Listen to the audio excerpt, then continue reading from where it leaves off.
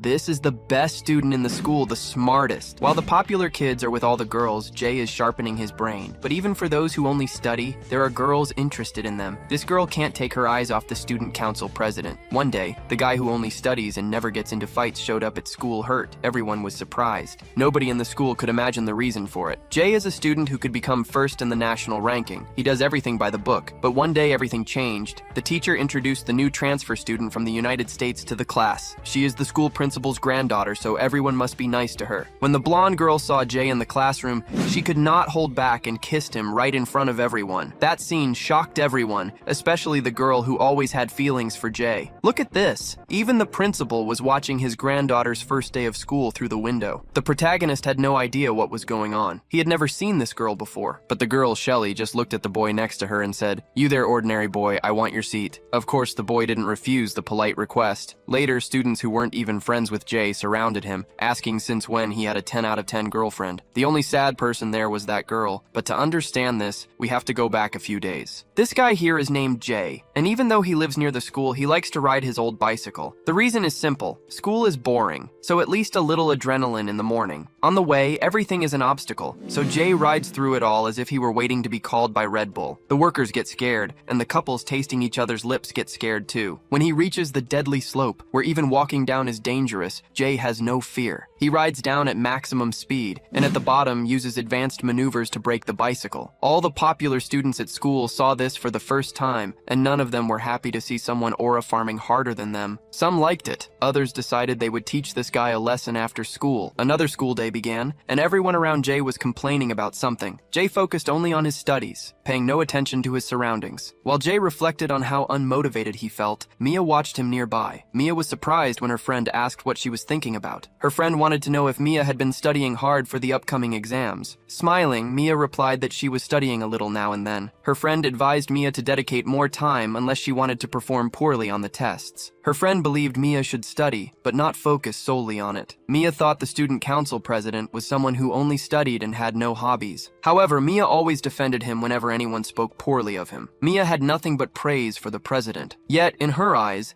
Jay was an incredible person. That's when her friend realized Mia was in love with Jay. The boy in the black jacket and red hair was admired by all the girls. Minu was also very popular among the girls in the class. When Yuna noticed Minu's presence, she remarked that his arrival alone made everyone excited. As soon as Yuna made her comment, Minu insulted her, calling her grandma. Yuna didn't seem to enjoy the joke, even less so when Minu stuck out his tongue and made an unnecessary comment. This left Yuna quite irritated. Despite her friend asking her to stay calm, Yuna unleashed all the adjectives that came to mind. Even with her impulsiveness, an observer noticed that Yuna was beautiful even when angry. Kang admired even the smallest movements Yuna made. Minu, however, thought his sister was overly temperamental and preferred to slip away quietly, pretending not to know her. Despite all the commotion, Jay remained focused on his studies. As Minu was leaving to escape his sister, he decided to greet Jay. Jay simply ignored Minu's greeting, but Minu quickly realized he was being ignored. Noticing that Minu wouldn't leave easily, Jay told him he was busy and asked him to state his purpose. Minu didn't miss the chance to invite Jay to join the team. He managed to get Jay's attention for a few moments, remarking that the downhill maneuver Jay had performed was amazing. Minu mentioned how surprised the team was to see Jay descend the slope with a single skid. They were even more surprised to discover that Jay was the president of the student council. Minu explained he had come specifically to ask if Jay wanted to join their group. Once again, Minu was ignored and received no response from Jay. Minu kept trying to get his attention without success. Yuna found it strange to see the two of them talking, as she didn't know they were friends. Mia, on the other hand, also wanted to know what they were discussing. Jay obviously wasn't interested, and simply wanted Minu to stop disrupting his studies. Minu couldn't believe that Jay truly had no interest at all. As he turned away, Minu muttered that it was fine and apologized for the interruption, grumbling that guys like Jay were irritating. Although Jay didn't pay much attention to what Minu said, he felt a slight interest in the topic. Hearing about bicycles reminded him of when he was 13 years old and received one. His uncle had given him the bike as a gift, mentioning that while studying was important, it was good to get some fresh air sometimes. He also commented that if Jay got better, they could go on bike trips together. After classes ended, everyone was leaving the school, chatting with their classmates. Friends Yuna and Mia were talking about how stressful it was to be a teenager. Yuna had always believed adolescence would be more romantic and memorable, but it felt the same every day. Mia thought Yuna shouldn't be so negative, reminding her that many adventures were still ahead. Yuna wished all that fun would come soon, as she was tired of school. Mia suggested thinking positively, assuring her they would get through it all during the holidays.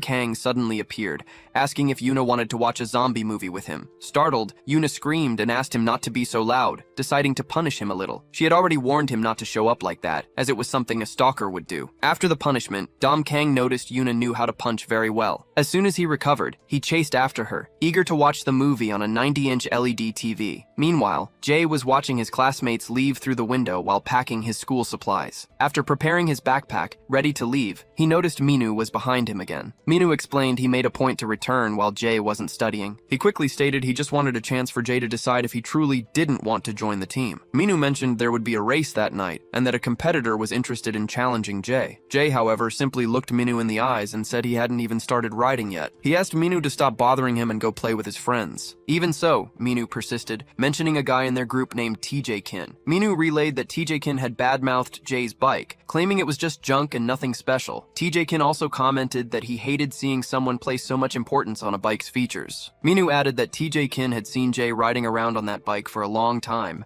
and wanted to challenge him to a race. The meeting place would be Green Park that same night. Although Jay didn't respond directly, his discomfort about the comments on his bike was visible. At night, in the mentioned park, there was a lot of noise as it was a popular leisure spot. Many cyclists were there, performing tricks and seeking relaxation. Several demonstrated that a bike could be used for more than just simple races. The tricks of the Zephyrus team drew particular attention, and many stopped to watch them. Minu was calm and focused when his friend June decided to play a joke. June pressed a cold can of energy drink against Minu's face, startling him. Satisfied, June told Minu to calm down and offered him the drink. After accepting the drink, Minu was sure Jay would really show up. Minu replied that there wasn't much to do but wait. June suggested that if Jay didn't show up, they could practice some races. Then June asked why Minu was so obsessed with Jay. Minu replied that he wasn't obsessed and asked June to speak more quietly, so no one got the wrong idea. June mentioned there was no need for a reason to ride a bike. After all, seeing how good Jay was, it was clear he'd been riding for a long time. June thought it would be more fun for Jay to ride with them than to keep going solo. Minu and June were calm when a group approached. The group asked Minu where the snob from his school was,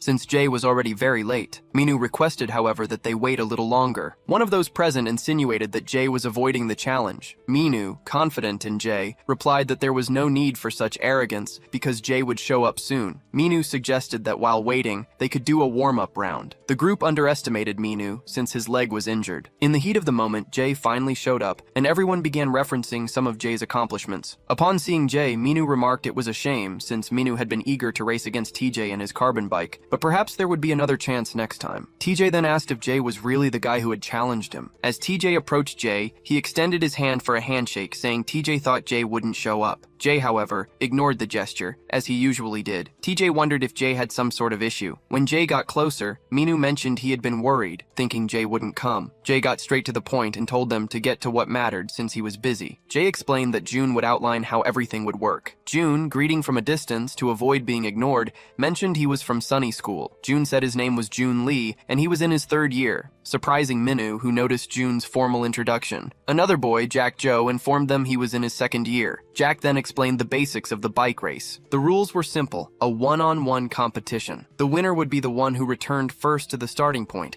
adding that Jay probably already knew the route. Even so, they would place people at every turn to ensure safety and keep everyone on track. Minu explained that his opponent was the arrogant guy nearby, TJ. Jay coldly responded, telling Minu not to bother him about joining the team after the race. June handed Jay a helmet and emphasized the importance of staying safe. While inspecting the bike, Minu noticed that Jay had removed the brakes, possibly to make it lighter. With everyone ready, TJ, trying to provoke Jay, challenged him to keep up with that junk. Minu told TJ to stop boasting and focus on the race. Irritated, TJ asked why Minu always enjoyed showing off. An announcement was made to the group that the race would be filmed. The setup was simple. Once the gear was released, they would start pedaling. Holding the gear with his fingers, the announcer told everyone to focus. He then released it, and it dropped slowly to the ground. As soon as the gear hit the ground, everyone surged forward, starting the race. TJ quickly took the lead, thanks to his lighter bike. June knew the real race would begin once they started pedaling harder and accelerating. June needed to hurry to capture everything on camera. TJ kept mocking Jay, calling Jay's bike a piece of trash. Looking back briefly, TJ told Jay to get used to the view or overtake him. It seemed TJ's words served as motivation for Jay to push his bike even harder. Looking back again, TJ realized Jay was gaining quickly, and this wouldn't be as easy as he thought. Jay was closing the gap rapidly, forcing TJ to significantly increase his speed. Luckily, they were approaching a marked curve. He would toss a few cones to make things harder for his rival. For Jay, however, the cones meant little since he was used to navigating obstacles daily. June noticed TJ's dirty trick and questioned his motives. Indeed, the cone caused some imbalance for Jay. While filming and observing the situation, June shouted for Jay to be careful of what lay ahead. A car was approaching their path, and a collision seemed imminent. But Jay thought fast. The car served as a ramp, giving him extra momentum. He performed an interesting maneuver in the process, which infuriated TJ, as that was not part of his plan. June, filming the entire scene, was left both amazed and convinced the footage would turn out incredible. After recovering from that small incident,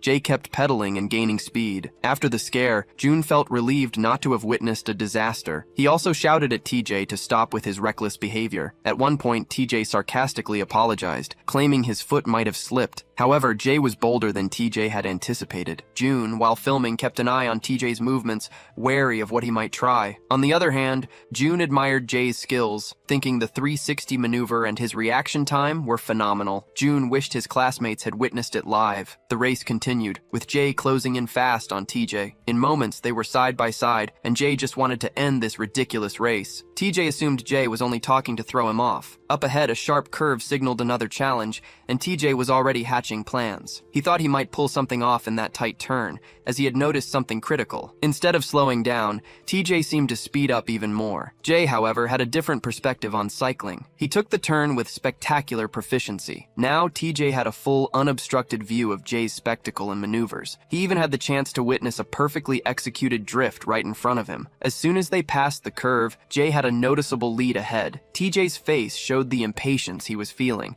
unlike Jay, who was simply enjoying the race with ease, embracing the moment and the circumstances. June was more excited about Jay, never imagining he would use a drift to take a curve. June had no idea where Jay could have learned to ride so well, but Jay rode that old bike as if it were an extension of his own body. For TJ, who was behind and resentful at not being able to close the distance, it seemed unthinkable that his carbon bike was losing to that piece of junk. While TJ was still fuming, he looked ahead and noticed Jay waving toward his rear. Looking back at TJ, Jay said that now TJ would have that view. This drove TJ crazy, and he began pedaling in an insane burst of effort. Furious, TJ said Jay could wait, as it wasn't over yet. TJ told him he would catch up and that it was just a matter of time. Looking back at TJ, Jay stated that studying wouldn't be necessary. His goal was to finish everything in 4 minutes. Jay knew TJ didn't want him to think that, just because he was ahead, the race was already won. Jay truly despised everyone at school, considering them a group of fools. The gap between them began to increase rapidly. June hoped nothing serious would happen,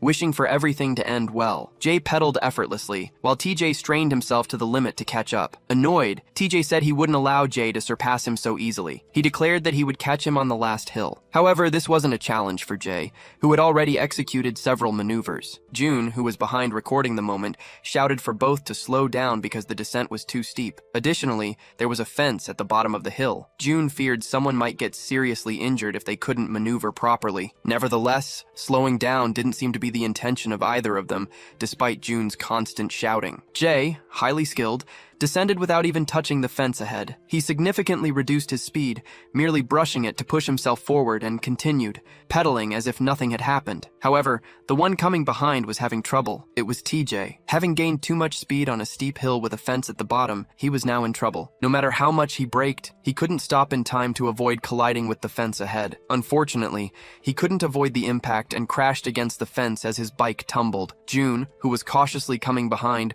noticed TJ's minor accident. Jay, looking back, saw what had happened and immediately went to help him. After confirming TJ couldn't ride anymore, Jay slowed down his bike. With that characteristic look, Jay called TJ a loser and then continued pedaling at a leisurely pace. Meanwhile, TJ was getting up from the ground, and June ran to check if he was okay. Still on the ground, TJ's injuries stung, but his pride hurt more. At the finish line, people were busy with various activities to pass the time. Minu was entertaining himself with a bike and obstacle game. When he heard someone say they were returning, he thought the race had been quick and grew excited, as he had also broken his own record in the game. They commented that the sunny cyclist had arrived first, meaning TJ had lost. TJ's colleagues were surprised, disbelieving his loss, and were worried because he hadn't shown up yet. Minu thought that all the talk about TJ had been for nothing. He had finally gotten what he deserved. However, Minu remembered always saying it wasn't about the bike but the cyclist that mattered. He knew he would need to watch the video when June returned. Day looked at Minu and asked him to remember what he had said before the race. Day took off his helmet and tossed it to Minu. Putting his hood back on, Day told Minu not to bother him at school anymore with those race stories. Day passed by the others as he headed back home.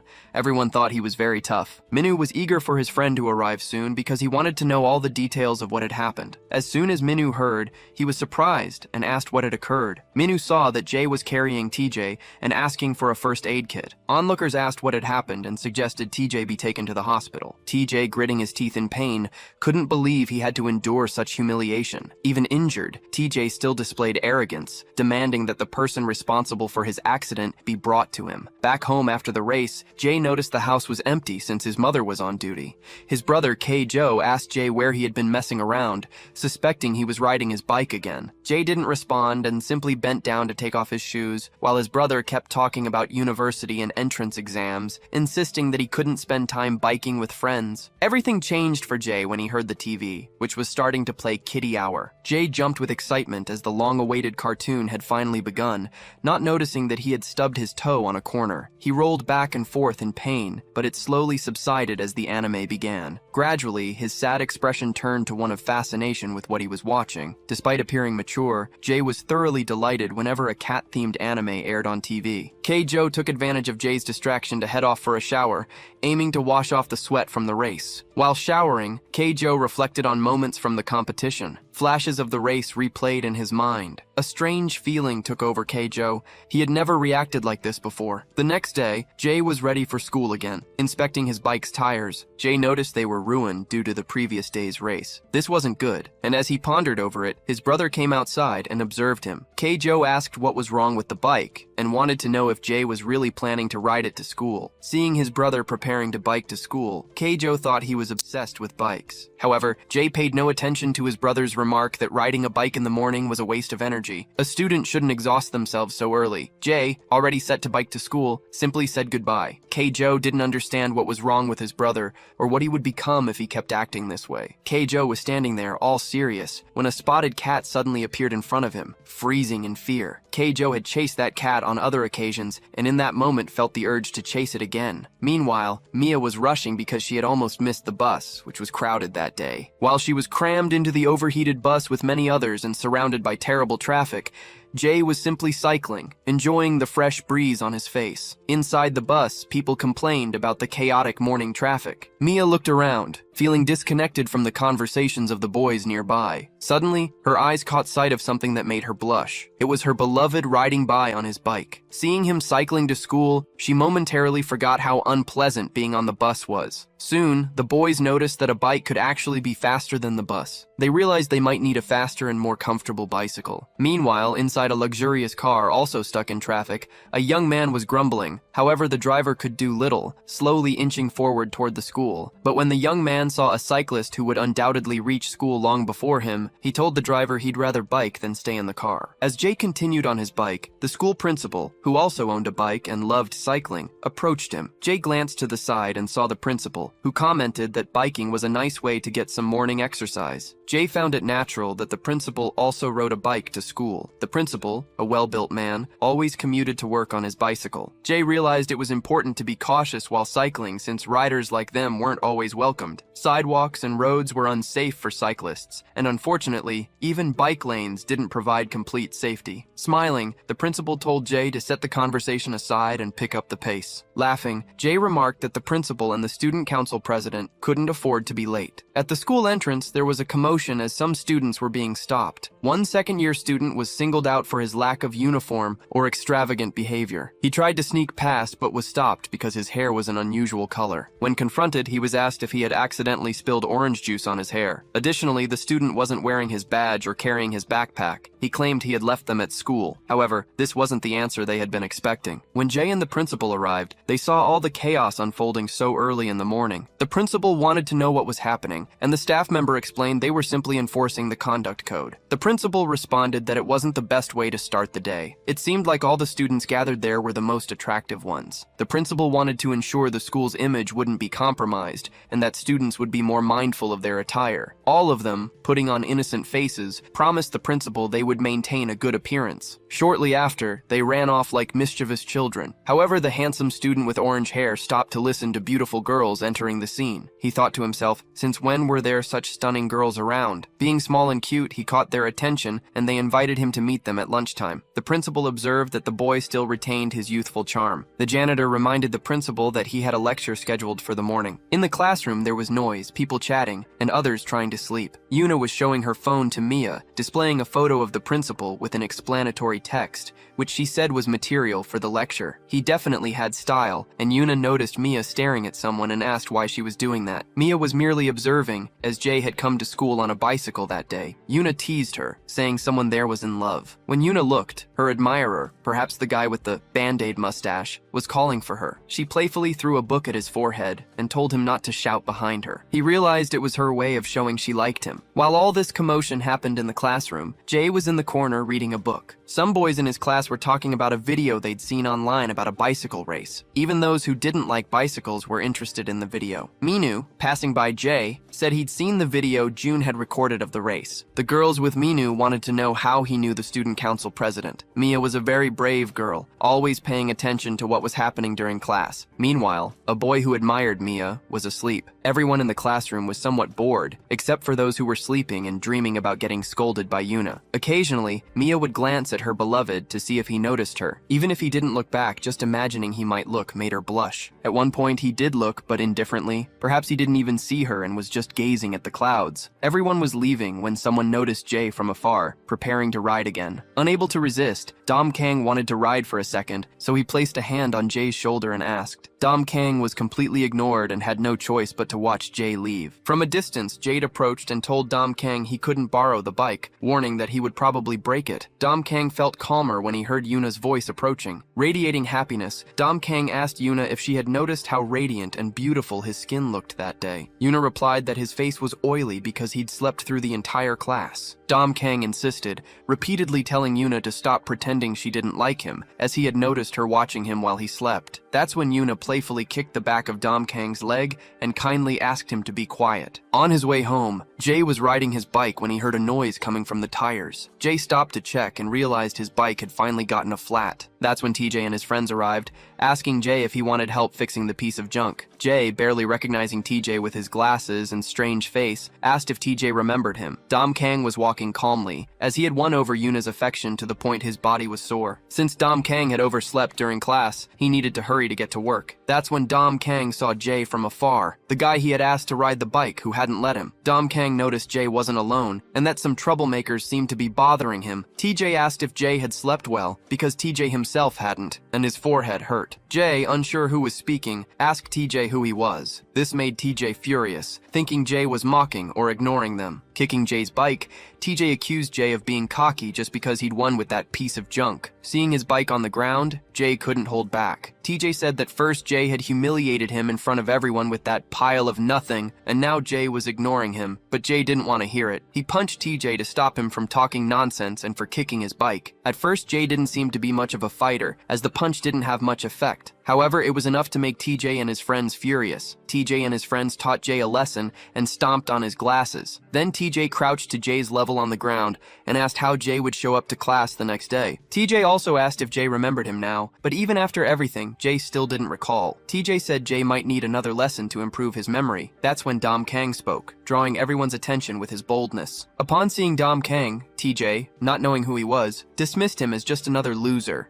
Kang remarked that it was funny how bullies always fought 3 against 1. After saying that, he dropped his backpack on the ground. Cracking his knuckles, Dom Kang said he would join the fight. TJ asked if Dom Kang was lost. That's when TJ's companions whispered to him, asking if he didn't know who that person was. Wide-eyed, TJ's friends murmured about Dom Kang, warning that he was dangerous. Things seemed to get serious. Whatever TJ's friends told him made TJ back out of the fight. TJ glared at Jay and said he couldn't stand fools from that school. TJ added that Jay should thank Dom Kang for that, since TJ considered Jay lucky. TJ and his friends left before the situation could escalate further. Dom Kang realized that, aside from being impressive, he was also quite intimidating, as the mere sight of him made TJ and his friends vanish. Dom Kang extended a hand to Jay, but Jay simply ignored it. After getting up, Jay said he was fine and told Dom Kang to forget about him and leave. Confused, Dom Kang touched his hair, wondering why everyone around him acted like they didn't like him. Not far away, Minu was walking, accompanied by two girls, and planning to go to karaoke. But ahead, as Minu passed by, there was TJ, who had previously picked on Minu before leaving. TJ sarcastically remarked how nice it must be to have money, since otherwise, Minu wouldn't have two girls around him. However, Minu canceled his plans with the girls when he saw Jay up ahead. Minu apologized to the girls,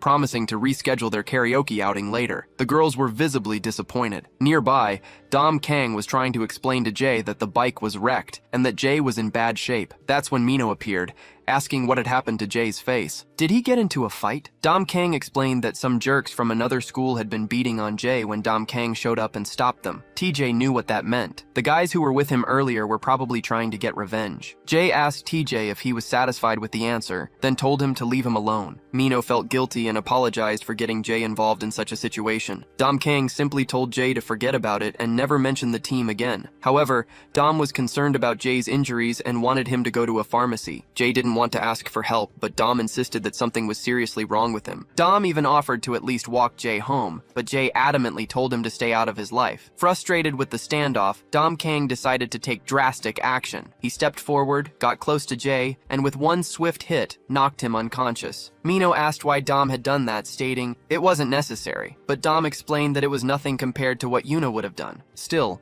Minu questioned how Dom could hit an injured guy like that. Dom clarified that if he hadn't intervened, they would have spent the entire day arguing. Dom picked Jay up, slung him over his shoulder, and began walking normally, telling Minu to grab the bike. When Minu asked where they were going, Dom replied that he didn't know either. It seemed neither Dom nor Minu knew where Jay lived. The girls nearby thought Dom's behavior was a bit jerkish. Minu then went to the pharmacy to buy some medication and bandages for Jay. While waiting, Minu noticed Dom Kang drop something on the ground. Afterward, they both stood there, looking at the unconscious Jay, unsure of what to do with him. Neither Dom nor Minu knew Jay's address. As they approached a nearby area, they noticed someone looking at their phone, which displayed an image of a white cat. It was K-Joe, Jay's brother, passing by and planning to stop at home for a moment before heading to his class. A conversation among some people nearby caught K-Joe's attention. He thought they were bullies from Sunny High and noticed an unconscious person near them. Looking closer, K-Joe thought he recognized the face. Who was that boy? It was then that K-Joe realized it was Jay, his brother. Startled, he called out,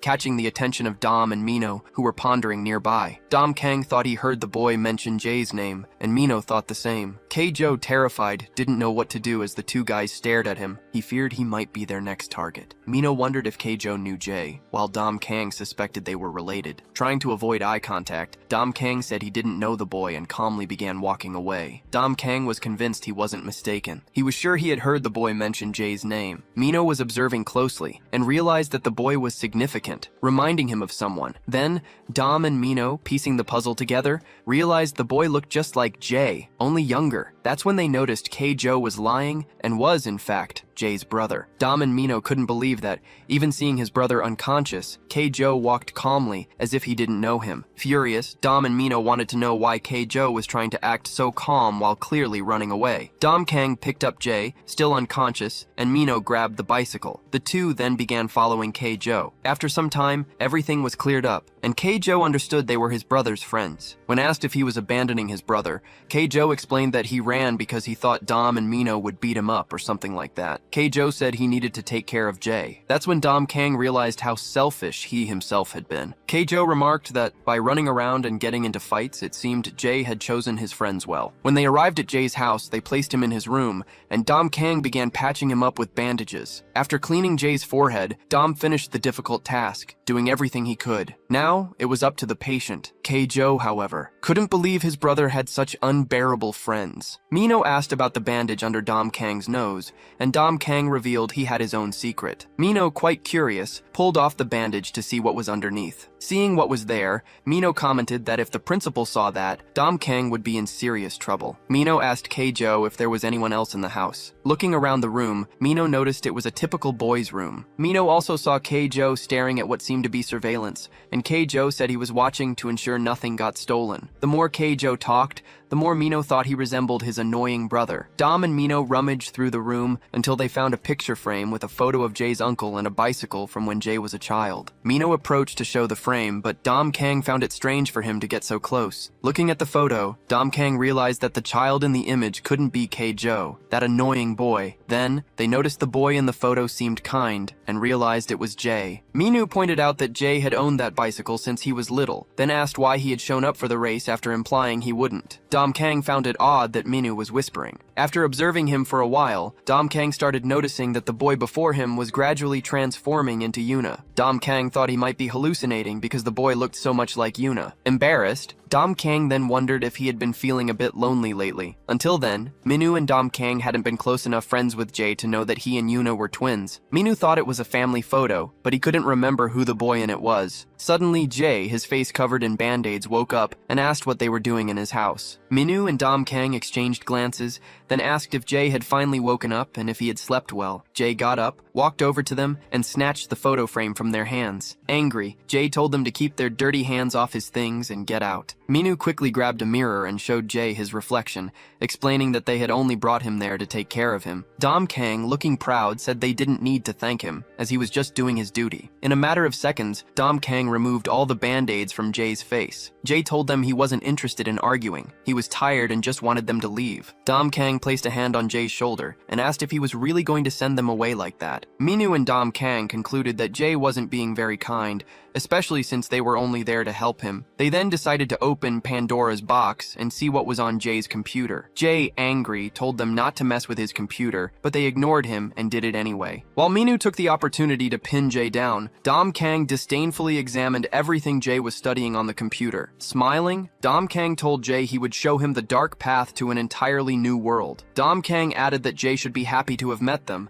but Jay still didn't want them messing with his computer. Meanwhile, Keijo thought it would be better to go to class, as he was wasting too much time because of those three. Finally, Dom Kang finished setting up the link. Dom Kang asked if they were ready, and that's when Jay's brother opened the door. Seeing what they were looking at, Jay's brother realized they were facing the forbidden world. Everyone gathered around, watching the content Dom Kang had put on the computer. Although blushing like the others, Jay's brother was angry because those idiots had downloaded junk files. He complained that his computer had become a mess and hesitated for a moment, checking if anyone was approaching. Before Jay's brother could delete or review the content, Jay returned. This time, Jay returned to relay a message from their mother. A little further away, Minwoo and Dom Kang were discussing the video. Minwoo liked Keijo's style and suggested they hang out more often. Minwoo and Dom Kang agreed to meet again at school the next day, since both had commitments. That's when Minwoo remembered he had a part-time job after school. Minwoo thought the day should end on a high note. Taking advantage of the moment his phone rang, Minu decided it could be a good opportunity. Minu gathered the team and announced an emergency meeting for that night,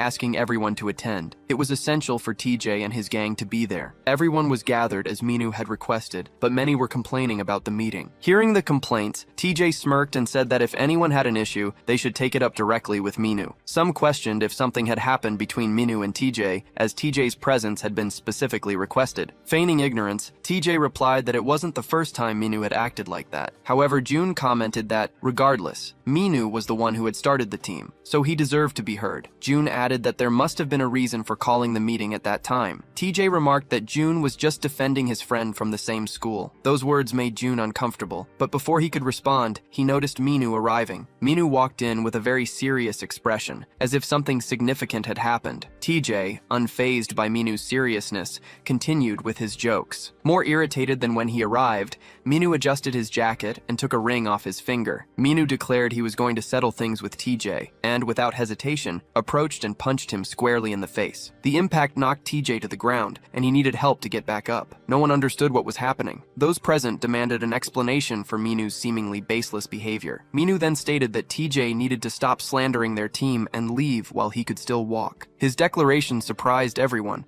and they wanted to know what he meant. Irritated, TJ asked why Minu had punched him so suddenly. Minu told him not to play dumb, explaining that he didn't want losers like TJ acting without reason against their members. Smirking, TJ asked if he meant the student council president, whom he considered an idiot. He claimed it was obvious Minu didn't realize the other guy had started the provocation. TJ then boldly asserted that the one who should actually leave the team was Minu. Confused, Minu realized TJ was trying to take his place. Nearby, his friend June noticed the situation becoming increasingly chaotic. TJ stated that the team members seemed more dissatisfied with Minu than with him. Minu immediately challenged everyone to stop complaining behind his back and say it to his face. One by one, they voiced their grievances. They complained about being called to meetings without prior notice and pointed out that since TJ wasn't officially part of the team, maybe he had a point. They added that no one should be forced out without consulting everyone first, noting Minu made them gather at a specific time just to expel TJ. Satisfied, TJ turned to Minu, highlighting everyone's dissatisfaction. He brought up that Minu hadn't been cycling lately due to his injured leg and claimed all he did was wander around with girls. Mockingly, he suggested Minu start his own club at school since his father's money would make it easy. June stepped in, urging them to stop because they had crossed the line. Hearing everything, Minu proposed a race to decide who would stay and who would leave Team Zephyrus. June thought it was a terrible idea. TJ liked the proposal, questioning how Minu could even ride with an injured leg, but figured defeating him wouldn't be an issue anyway. TJ accepted the challenge and suggested a 3-on-3 race. It was decided. 3 riders from each side would compete, and the losers would leave. Minu said he would happily face all 3 alone. However,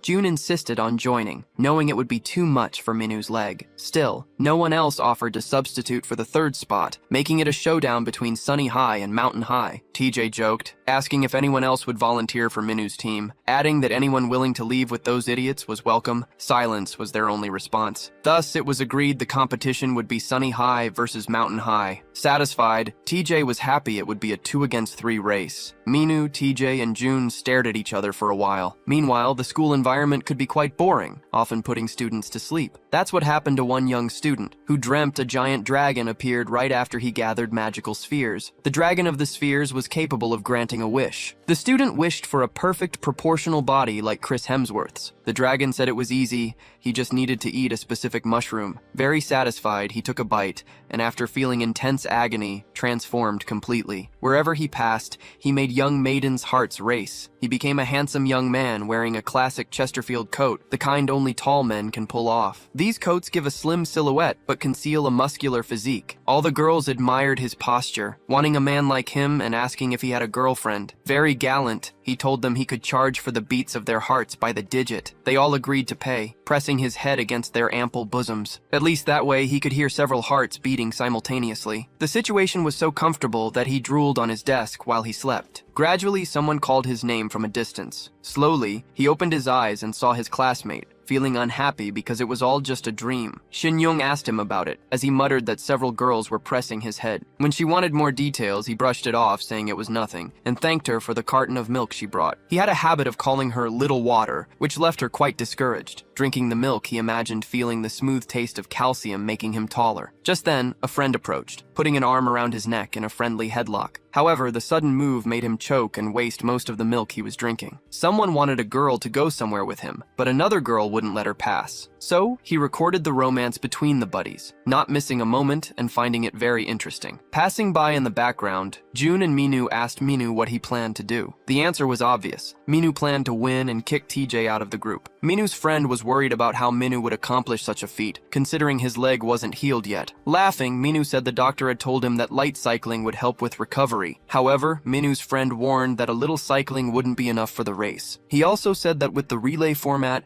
they were at a great disadvantage. Minu's friend suggested asking the student council president, Jay, for help. Minu didn't like the idea. Minu didn't want to involve Jay in the team's matters anymore, and Minu's friend was becoming worried. A bit bored in the classroom, drawing little bicycles, was the student council president, Jay. Jay was in that state when someone placed an envelope on his desk. Looking up, Jay realized it was Mia. Mia looked at Jay and said it was something for his injury. She seemed concerned about him, but Jay simply said he hadn't asked Mia to get anything like that for him. Seeing that Jay had hurt her friend, Mia slammed the desk. She told Jay that when a girl tried to help, showing interest, the least he could do was be polite and say, "Thank you." Mia was upset because her friend had been sad all morning after seeing Jay's injuries. Mia was extremely embarrassed by Yuna's comments. Things got a bit worse when Dom Kang arrived, giving Jay a hearty slap on the back. Then, Dom Kang wrapped an arm around Jay's neck and asked if Jay was tired and if he had stayed up late. Yuna was surprised. She didn't know they were acquainted. Kang said they had connected through a computer screen. Yuna had no idea what Dom Kang was talking about, and her friend Mia didn't either. A guy called for Jay, saying a senior student wanted to talk to him in the hallway. Dom Kang thought Jay was becoming too popular,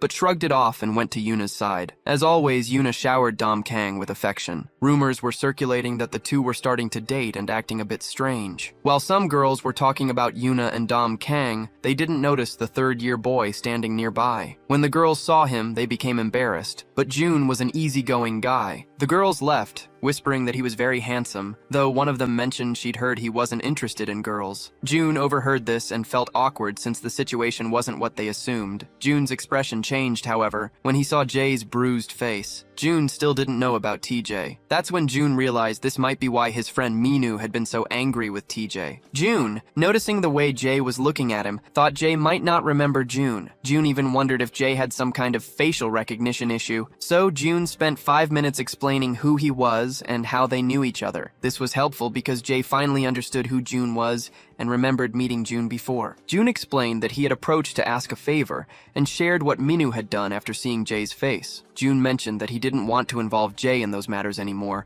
but couldn't abandon his friend. Jay was blunt and said he didn't want to get involved with their team anymore. June tried to explain that things had become unfair and that if Minu lost, Minu would be expelled from his own team. Jay asked why that should matter to Jay. Still, June shared that the race would take place that night at 8 p.m. in the same location as the previous race. June added that if Jay changed his mind and decided to help, they would be there. The group was already gathered at the race location, and the main topic of discussion was who would win. The loser would be expelled from the group, which heightened the tension. Elsewhere, June sat on a bench, adjusting his shoe. Minu was feeling confident, and calling June said it was time to begin. In reality, it was already 8 minutes past the scheduled time, and June realized he'd been waiting. June began to doubt that Jay would show up, and without Jay, the situation seemed grim. TJ's team was even more confident, as their numerical advantage of 3 against 2 gave them an edge from the start. June noticed that TJ had added a brake to his bike, possibly due to the incident in the last race. June also asked if TJ had replaced his front wheel with an 8mm carbon one. TJ, as usual, started making snide remarks, pointing out that Minu hadn't been on a bike in ages. Laughing, TJ told Minu to take it easy, or he might end up injuring his other leg too. Tired of TJ's comments, Minu decided it was time to start the race. Before they began, the rules were reviewed,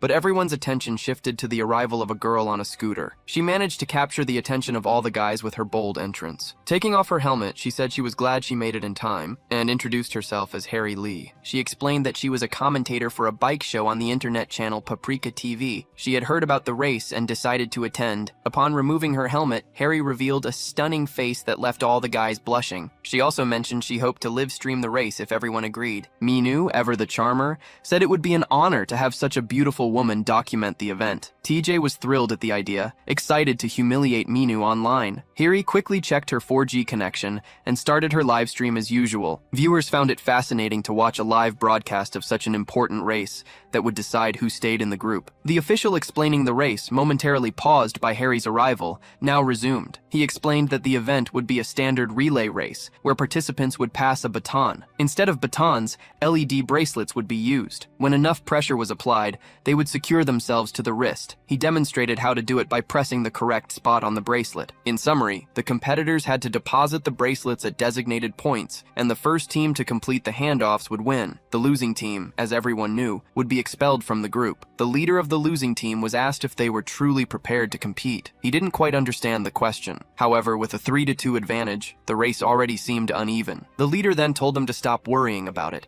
asserting that it didn't matter if the opposing team had more members. It was agreed that in the end, no one could complain about unfairness. The competition began, and one member from each team stepped forward to put on their armband. Initially, Minu would face TJ. The two were already clashing as they grabbed their armbands. Harry Lee broadcast to her audience that the race between Sunny High and Mountain High was about to begin. She announced that she was preparing to film and share everything with the viewers. TJ was ready to teach a lesson to the losers from the rival school. The first racer for Mountain High would be Hyung Min, and his opponent would be June. Minu commented that the first section of the track had several curves, which meant the bike wouldn't offer much advantage. June worried if he could complete the last two stretches with his leg in its current condition. The problem was that June didn't know if TJ would be the second or third racer, and he needed to figure that out somehow. With no other options, June's friend agreed to provide support for the first leg, leaving June to focus on his performance. June then asked his friend not to push himself too hard, as June was already prepared to start and handle the rest of the course. The competitors lined up at the starting line,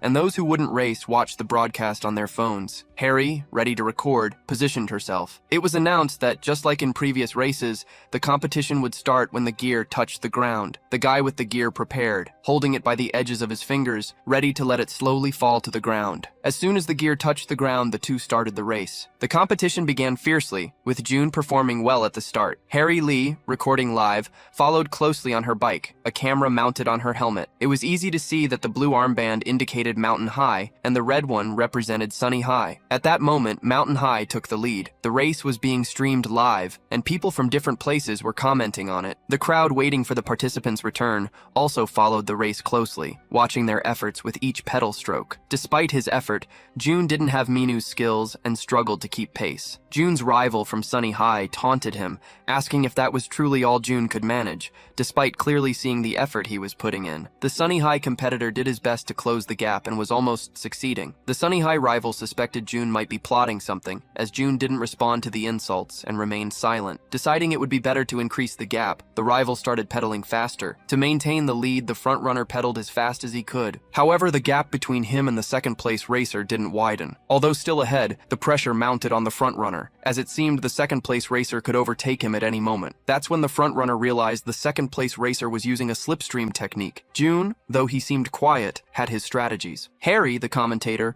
also noticed the slipstream and quickly explained to her audience that this technique breaks the wind. This technique, used to reduce air resistance in motorcycle or bicycle races, is called drifting in cycling. The commentator called it a brilliant strategy for a high school race. The audience believed June was simply pedaling behind the leader, waiting for the right moment to use the technique. Even so, overtaking June wouldn't be an easy task. After Hyung Min, no one believed it was possible. However, the rival racer believed that after crossing the final hill, the conditions would be more favorable for him. As the Sunny High competitor passed June, he thanked him for breaking the wind. This infuriated June's opponent, but what truly bothered him was the overtake itself, which put the Sunny High competitor in the lead. Now, muscle strength mattered most. The leader shifted to a heavier gear, pedaling with all his energy. Those behind noticed the maneuver, realizing the leader had shifted to a heavier gear. It was announced that the Sunny High racer with the red armband had taken the lead, a huge surprise. Sunny High's racer overtook his rival,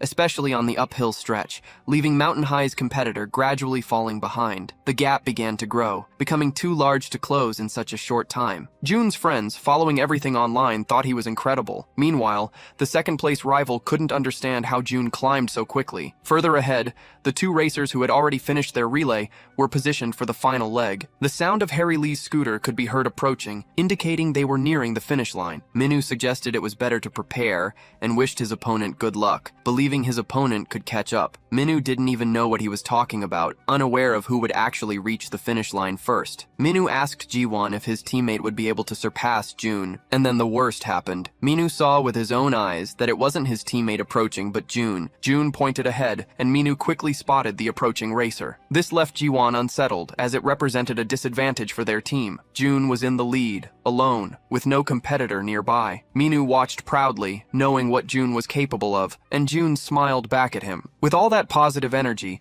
Minu informed his opponent that they would soon reach the finish line. June quickly removed his bracelet, ready to pass it to his teammate. June wished Minu good luck and then set off, determined to win the race. The commentator noticed that Sunny School's second racer had already secured the bracelet and taken the lead. Their friends watching online believed that if Minu could maintain his pace, he would be the winner. Harry on her scooter was positioned just behind Sunny School's second racer. She observed that the second racer was in the lead, far ahead of the other competitor. Soon, the second racer would enter the third and final segment of the race. All his team members watching the event noted how fast he was going, likely aware that Minu and June were racing together. Meanwhile, June was drinking an energy drink to replenish himself. Though he seemed deep in thought, June just hoped his friend wouldn't push himself too hard and worsen his injury. This thought lingered in June's mind, reminding him of the accident where Minu had severely injured his leg. June couldn't shake those memories until, sitting down, he spotted someone familiar in front of him. Meanwhile, in the race, Minu was giving it his all, knowing that if he lost, June would also be expelled from the team. However, at one point, Minu's leg began throbbing,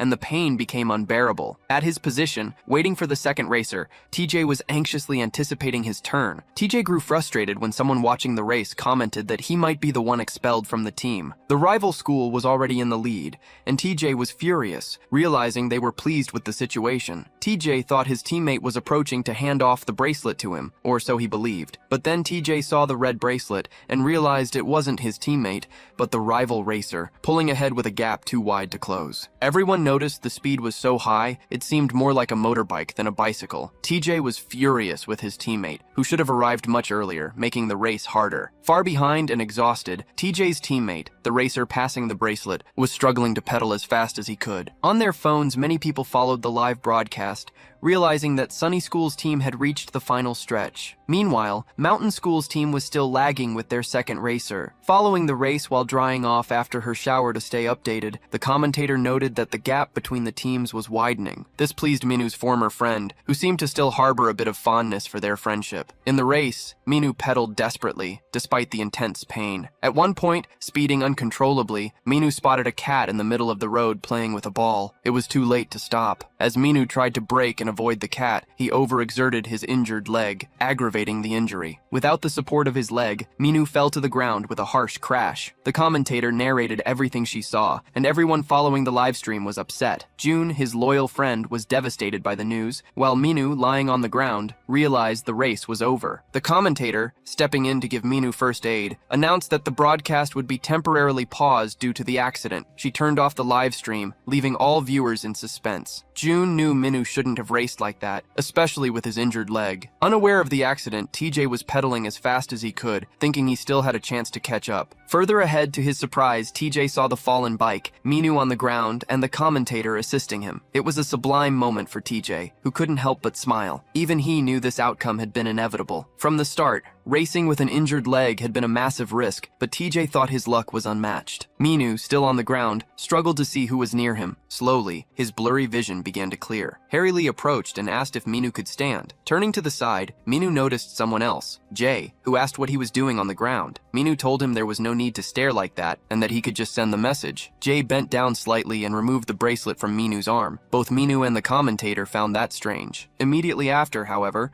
Jay placed the bracelet on his own arm. He remembered he had already left food for his younger brother, along with a note saying he had just gone out to fix the bike and would be back soon. Still, his younger brother seemed to know exactly what Jay was really up to. June quickly explained the rules and the course to Jay, but Minu kept insisting that Jay didn't need to go. Jay, seriously, said it shouldn't be misunderstood. He was only going because he had matters to settle. Minu knew that wasn't entirely true, so he forced a smile. At that moment, Minu called out to Jay and tossed him the helmet. Minu asked Jay to teach those losers a proper lesson. Jay looked at the helmet, wondering if he really needed to wear it, as it was sweaty and smelled bad. Minu, noticing Jay's discomfort, complained, saying that his own helmet smelled fine while Jay's was unbearable. June, realizing Minu and Jay were well enough to complain, decided to stay put as she prepared to return to the race. As she moved to get on her scooter, she noticed the bike she already recognized from before. Meanwhile, further ahead, TJ was even singing as he was nearing the end. "I can get through all of this struggle," he thought. "The race is way too easy. This is great." TJ stopped being annoyed by Minu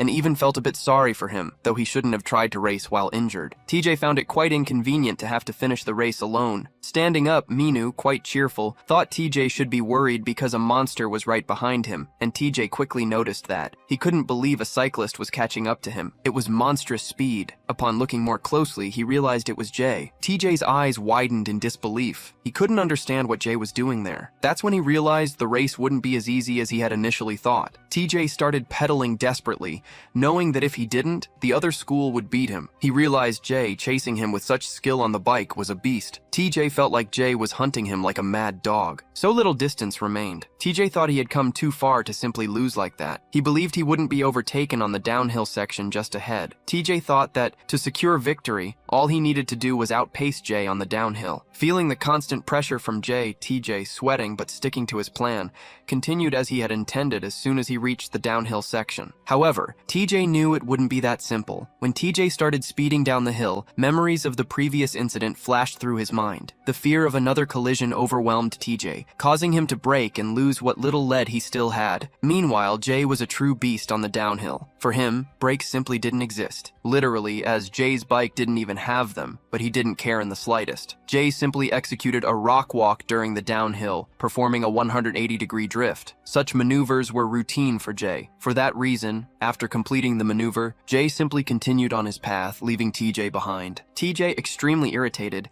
knew that any mistake could cost him the race and get him kicked off the team. The racer in the lead, Jay, sighed deeply and stopped. TJ noticed Jay had stopped a little ahead and seemed to be watching him intently. TJ asked what Jay was planning with this and shouted at him to get out of his way. Standing still, Jay stared at TJ, who didn't know what to do and had to hit the brakes. TJ hoped he could stop in time to avoid colliding with Jay, but that didn't happen. Jay, on the other hand, showed no emotion at all. TJ stopped just a few centimeters short of colliding with Jay. Furious, TJ wanted to know if Jay had lost his mind to stop like that in front of him. Jay, in turn, said he was there only because TJ had kicked his bike the day before. A strange question from Jay caught TJ completely off guard. Jay continued, saying he wanted to settle things once and for all and see who was truly fast. If TJ wanted a challenge, then so be it, especially since Jay wanted to return the favor. Jay said they would have a no-rules race for the remaining stretch to the finish line. Looking at TJ, Jay said he wanted to see if that carbon bike was really as fast as it seemed. TJ thought Jay was joking. There was no way that piece of junk could be better than his lightweight bike. Jay, staring back, said that, in the end, TJ shouldn't blame the bike. He should blame himself. TJ, not liking the direction of the conversation,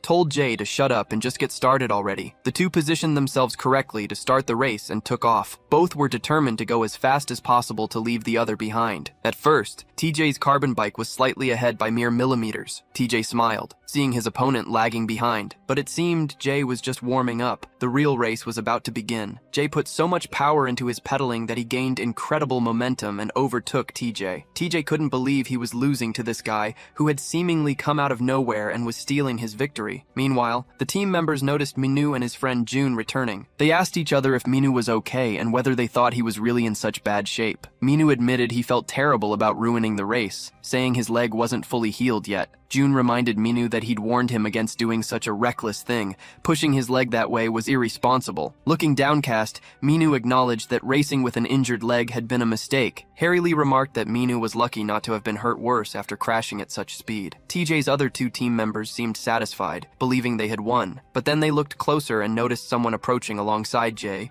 carrying a red flag. This left them wondering who it could be. Their team had only 2 members, and they didn't know of anyone else on Sunny School's team. Jay had taken the lead, and there was nothing TJ could do about it. For TJ, it felt like the end. Everything was already lost. He couldn't understand why his expensive bike couldn't perform as well as his opponent's so-called junk bike. At the finish line, everyone was shocked, but soon they recognized the person with the red flag. It was the president of the Sunny School Student Council, the same person who had raced against TJ before, someone many considered not very friendly. Protests erupted, claiming it was unfair since the race had been a 2v3. As Jay crossed the finish line, his expression showed complete indifference. Meanwhile, TJ was visibly dejected, having lost once again to the same person. Jay removed his helmet and commented that it seemed the junk wasn't his bike. TJ was infuriated, taking the comment to mean that the junk was him. When TJ looked like he was about to start a fight, people reminded him that the guy wasn't even part of the team. Nobody understood why this outsider had joined Sunny School's team for the race. It didn't make sense for someone not on the team to interfere in the competition. Minu clarified that he had accepted at the start that it would be a 3v2 race, regardless of the final result. Minu added that the moment he fell off his bike, the race had already ended for them. Smiling, Minu told TJ there was no need to say all those things. Minu simply tore off the team emblem from his jacket and threw it to the ground. Everyone watched Minu's actions, with some feeling saddened and others thinking he'd gone too far. Before leaving, Minu looked back and commented that he hoped they were happy now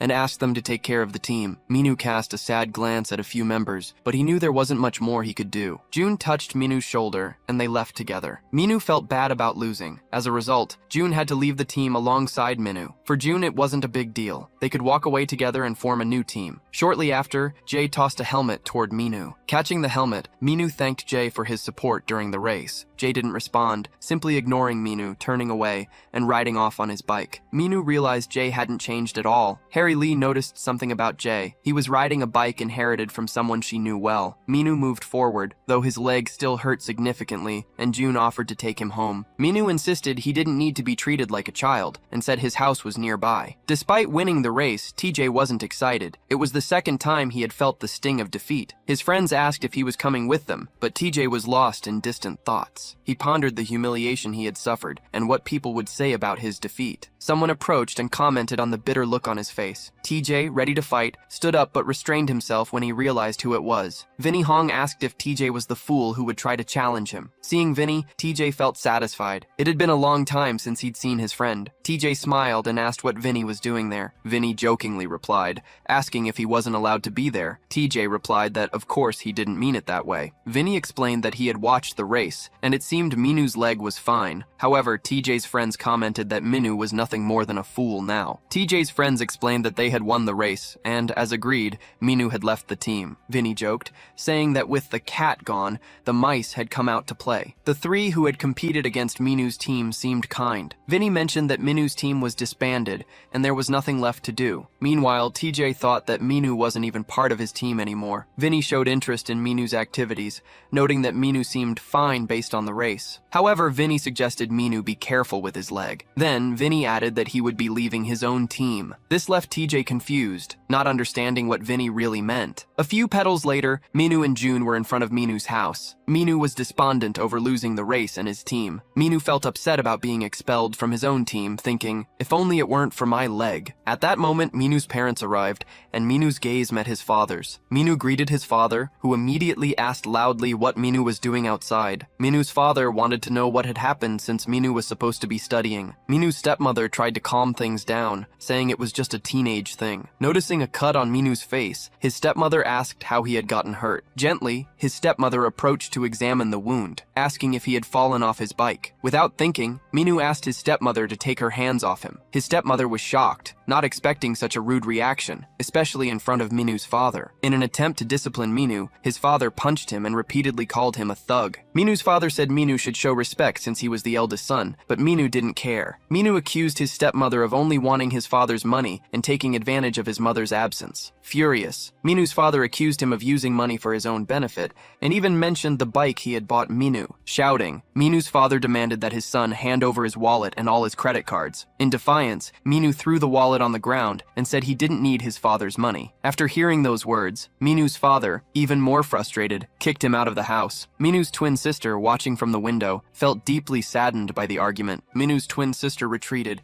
and quietly murmured that it was all her fault. Elsewhere, in a random corner, Minu stood near a vending machine. Sitting on a bench with his bike, Minu reflected on not having money or a place to go. That day was awful. No money, expelled from his team, and now kicked out of his house. To make matters worse, Minu watched a happy family passing by. Seeing the children's joy reminded Minu of the time spent with his sisters and mother. The happy image of his mother was the only thing bringing Minu comfort during those tough days. Minu and his twin sister had been very close, and he still remembered his promise to take care of his sisters and mother. Back then, Minu was a kind and happy young man, living in a home filled with love. But now, all Minu could do was sit on that bench near his bike and cry. Tears constantly filled his eyes, leaving him in a complicated state. He heard someone nearby taking an energy drink from the vending machine. Looking over, he saw the person staring at him and sarcastically asked if Minu was crying like a baby over losing. Minu responded that he definitely wasn't crying. The guy gave him a skeptical look, clearly doubting his words. After that, the guy turned his back and walked away. However, Minu needed to ask him for a favor. When Minu managed to get the guy's attention, the guy asked what Minu wanted. Beaming and certain there was no other possible answer than yes,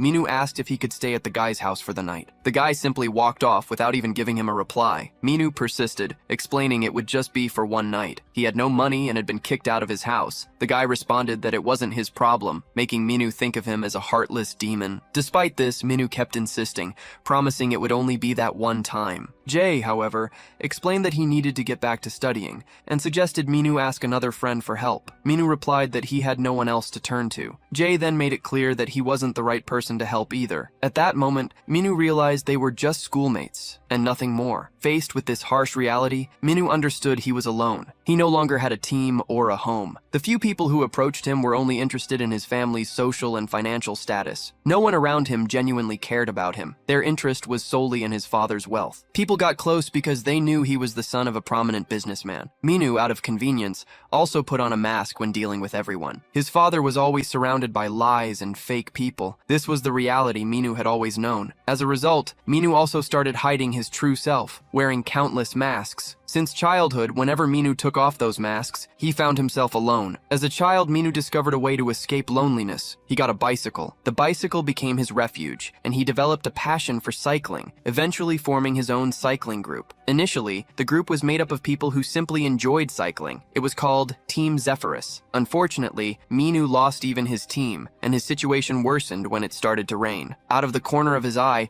Minu noticed a cat, also caught in the rain and trembling from the cold. Upon closer observation, Minu realized he had seen that cat before. He tried to confirm if it was the same one that had caused him to fall once. For a moment, Minu felt anger toward the animal, but that emotion quickly faded when he saw its injured paw. Compassion overtook Minu. Blaming the cat wouldn't change anything, so he shared some of his food with it. Minu noticed the feline was gentle, eating straight from his hand. Upon closer examination, Minu realized the cat couldn't leave because of its injured paw. Minu picked up the wet, shivering cat in his arms and realized it too was alone, just like him. Nearby, a boy with glasses and an umbrella was heading home. When the boy arrived, he found a strange young man standing in the rain in front of his house. The boy recognized Minu as one of the idiots who hung out with his brother, but couldn't understand what Minu was doing there. Minu also recognized the boy and sarcastically asked if he was that little pest from before. However, the boy's attention was focused on the cat, which seemed to be the true priority. Inside the house, the boy reflected while watching the rain. Moved by the situation, the boy grabbed an umbrella and went out to check on the young man. To his surprise, the boy saw his brother coming inside with the cat in his arms. Curious, the boy asked where the cat had come from. His brother explained that the animal had been shivering in the rain, so he brought it inside. Hearing this, Minu started to feel some sympathy for the boy, who showed genuine concern. However, the boy clarified that he couldn't leave the cat out in the cold and had only brought Minu along because they were together. Minu realized it was a mistake to expect too much from that irritating kid. Jay, on the other hand, observed his brother as he carefully cleaned the cat and got food for it. Then Jay found himself face to face with Minu, who was now inside his house. Minu told Jay he would leave as soon as the rain stopped, then remained quiet. Suddenly, a towel was tossed over Minu's head. Jay gestured toward the bathroom and told Minu to take a shower. Though surprised, Minu seemed to appreciate the gesture, even if he didn't show much reaction. Jay quickly added that this was just for today, and that Minu shouldn't expect anything more from him. Even so, Jay's younger brother found it strange to let Minu sleep in their house, though Minu insisted he wasn't homeless. After his shower, Minu felt refreshed. There was nothing better than a warm shower and a clean house. Minu announced he was hungry and, without hesitation, opened the fridge to look for food. At that moment, Minu heard footsteps and a woman asking about a bike outside that she didn't recognize. When she entered the kitchen, Jay's mother was surprised to see Minu rummaging through the fridge. Startled, Minu politely greeted the lady. Upon seeing Minu, the woman realized who he was, the son of one of the town's prominent figures. She quickly prepared a meal for him. She asked Minu to make himself at home. Minu was pleased, as fried chicken with sauce was his favorite. Pleased, Jay's mother asked him how he had managed to make such a valuable friend. Jay simply replied that they weren't friends. Jay's younger brother then reminded their mother that she always said friends were useless. Trying to silence him, Jay's mother threw a chicken drumstick at her younger son. She told told her younger son to finish eating quickly and go study as exams were coming up. Suddenly, Jay's mother heard a meow. Looking toward the stairs, she saw a cat and asked where it had come from. Jay's younger brother, already scolded, noticed Minu's reaction and pointed at him, saying it was Minu's fault for bringing the cat in. Quickly,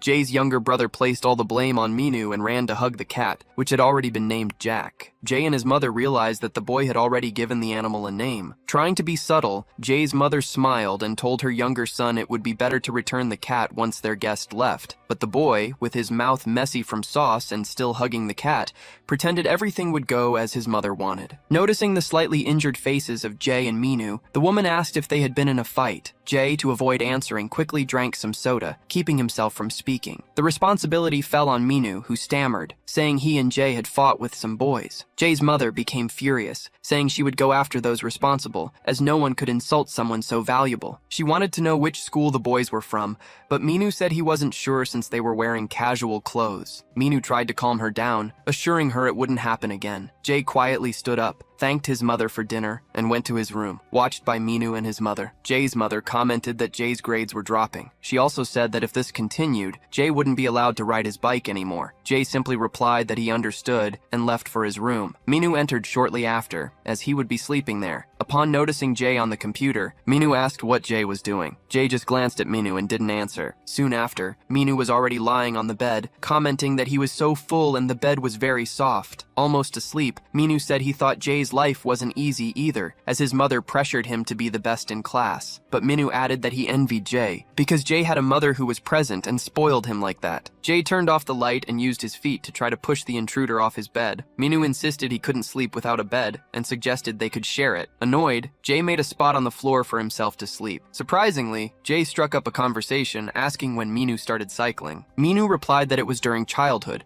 when he saw a boy riding in the park and thought it looked fun. Minu also mentioned that the boy must be really good at it today. That's when Minu got the idea of forming a cycling team together. Jay told Minu to stop talking nonsense and sleep because Minu was being a bother. Minu thought Jay was always like that and said Jay should be more positive sometimes. Minu also mentioned he would be staying for a few more days. This caught Jay's attention, and Jay got up to ask what Minu was talking about. Minu explained that Jay's mother had said Minu could stay as long as he needed. The situation didn't sit well with Jay. Minu turned to face the corner and sent a message to his sister, asking her to bring more clothes. Minu told his sister he was fine, that he was at Jay's house and would be sleeping there. His sister asked for the address to bring the clothes. Soon after, sleep overcame Minu, and he drifted off. In the morning, the smell of something cooking in the kitchen piqued Minu's interest. Still sleepy, Minu went to check what was going on. With blurry vision, Minu thought he saw an elderly woman cooking. When Minu fully woke up, he realized it was Jay, wearing a cat print apron. Jay explained that his mother had left early for work. Minu couldn't contain his laughter, finding the scene hilarious. He asked if it was some kind of cosplay. Minu jokingly said he needed to take a picture and post it on social media, but he laughed so hard he couldn't focus to take the photo. Minu then asked about Jay's younger brother, who was outside playing with Jack. Minu found it strange that the boy was up early to play with the cat. Seeing the dish Jay was preparing,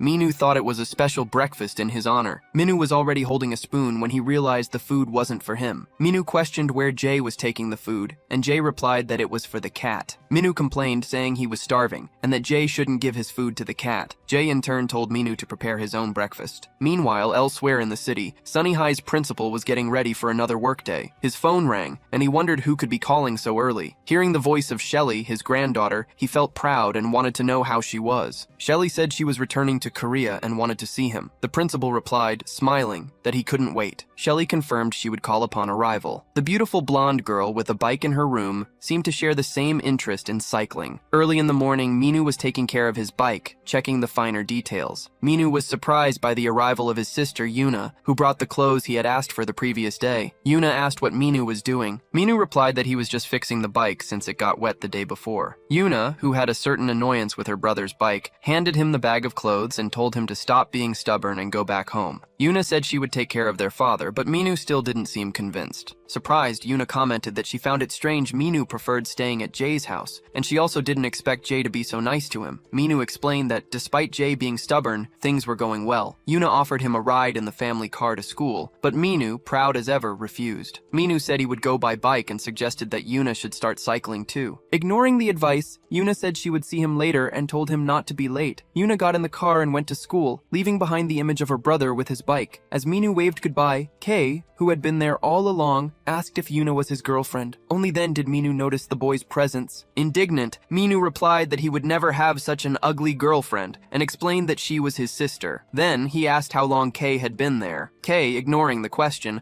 started talking to the cat, Jack, and remarked that it was obvious Minu, a delinquent crashing at someone else's house, couldn't have a girlfriend. Minu thought that if Kay were his brother, he would have taught him a lesson by now. Smiling, Kay said goodbye to the cat, stating he had to go to school and asking Jack to watch over the house. Minu stayed behind with the cat. Meanwhile, Jay, who was getting ready for school, ignored Minu but gave him a glance when called. Minu asked if Jay would ride his bike to school. Jay replied that he wasn't sure and asked why. Minu said he was out of bus money and would ride his bike, suggesting they go together since it would be more fun. Jay just looked at him without responding. Soon, the two were on the bike path. Unaccustomed to using it, Minu complained about how poorly planned it was, full of obstacles like trees and fire extinguishers. Jay, on the other hand, was indifferent since he was used to riding there. Minu suggested they pass through the park, a calmer route. Minu even proposed ditching class to keep cycling, but Jay's expression made it clear the idea wouldn't fly. Minu also noticed Jay wasn't wearing a helmet and offered to get him one. Shortly after, Minu remembered he had no money and dropped the idea. Jay, used to his friend's stories, told him to stop talking nonsense and keep pedaling. Minu suggested a race to school, but Jay declined, saying he could compete with himself. At school, the environment was as usual, noisy, filled with voices. Mia seemed impressed by something Yuna was saying. Mia commented that she'd never imagined seeing Minu and Jay getting along so well. Yuna agreed, saying it seemed like they had only recently started liking each other. Mia found Yuna's phrasing funny and joked that she should be careful since others might interpret it the wrong way. Yuna reminded Mia about the student council meeting over the weekend, which would be held at a cafe. Mia liked the idea, but asked if Jay would allow the meeting to take place outside the school. Yuna explained that with most department heads being girls, they could pressure Jay into agreeing. Satisfied, Mia commented that it would be her chance for a date with her beloved Jay. Yuna made it clear she was helping Mia, but she needed to ensure they ended up alone in the end. Embarrassed, Mia said she didn't need that much help. Overhearing their conversation, Kang suggested he might show up at the meeting and asked if he could join. Annoyed, Yuna reminded him he wasn't even on the council, asking what he intended to do there. Kang offered to be her assistant, but Yuna simply told him to stop being silly. He insisted, inviting her to watch a zombie movie after the meeting. Mia, observing from a distance, thought the two looked good together. However, Yuna made it clear she didn't like that type of movie. Just then, Mia looked out the window and saw Jay and Minu arriving on their bikes. She commented to Yuna about her desire to buy a bike, noting the great weather lately. Yuna suggested that when Mia bought her bike, she should ask Jay to teach her how to ride it. Kang, once again butting in, declared he would also buy a bike, but Yuna simply replied that she didn't care. As Minu entered the school with his bike, he caught the attention of the girls, as always. Meanwhile, in a corner, two boys were engrossed in a magazine featuring beautiful girls. The class leader arrived, interrupting their fun, stating she needed to keep everything organized. Annoyed, the two boys couldn't do anything. It was then that they noticed Minu entering the room with his bicycle, parking it in a corner. Curious, one of the boys asked Minu why he had brought the bicycle inside. Minu responded by asking if he had any idea of the bicycle's value, explaining he couldn't possibly leave it outside. When the boy asked how much it cost, he was shocked by the amount Minu mentioned. He thought the price was absurd, commenting that the bike might as well be made of gold. Even so, the boy expressed a desire to ride the bicycle, but upon noticing its very high seat, he gave up, frustrated. In Jay's class, Yuna appeared to discuss the upcoming student council meeting. She informed him everyone wanted it to be at a cafe and asked for his thoughts. Jay didn't seem to like the idea, but Yuna decided it would be that way regardless and left, humming a tune. Later, Yuna informed Mia that everything had gone as planned, urging her to dress well to make a good impression. Just imagining the situation made Mia blush, worried since she wasn't used to dressing up. In her room, Mia faced a dilemma. What outfit would be ideal for an event as special as the cafe meeting? With several pieces scattered across the bed, she tried on one after another in front of the mirror, struggling to decide. Her hair and makeup were also a concern. Her moment of doubt was interrupted by the sudden sound of her phone. It was her friend Yuna, calling to ask if she was ready, as she was already on her way to pick her up. Desperate, Mia replied that she'd be ready in just a few minutes. With no time to prepare as she'd hoped, she quickly grabbed a dress she thought was appropriate and did her best with the little time she had. Meanwhile, at Jay's house, the atmosphere was quiet. Minu, bored, complained about having no money and no fun on a weekend. Outside, he watched couples walking by and Kay, who seemed obsessed with cats. When he saw Jay getting ready to leave,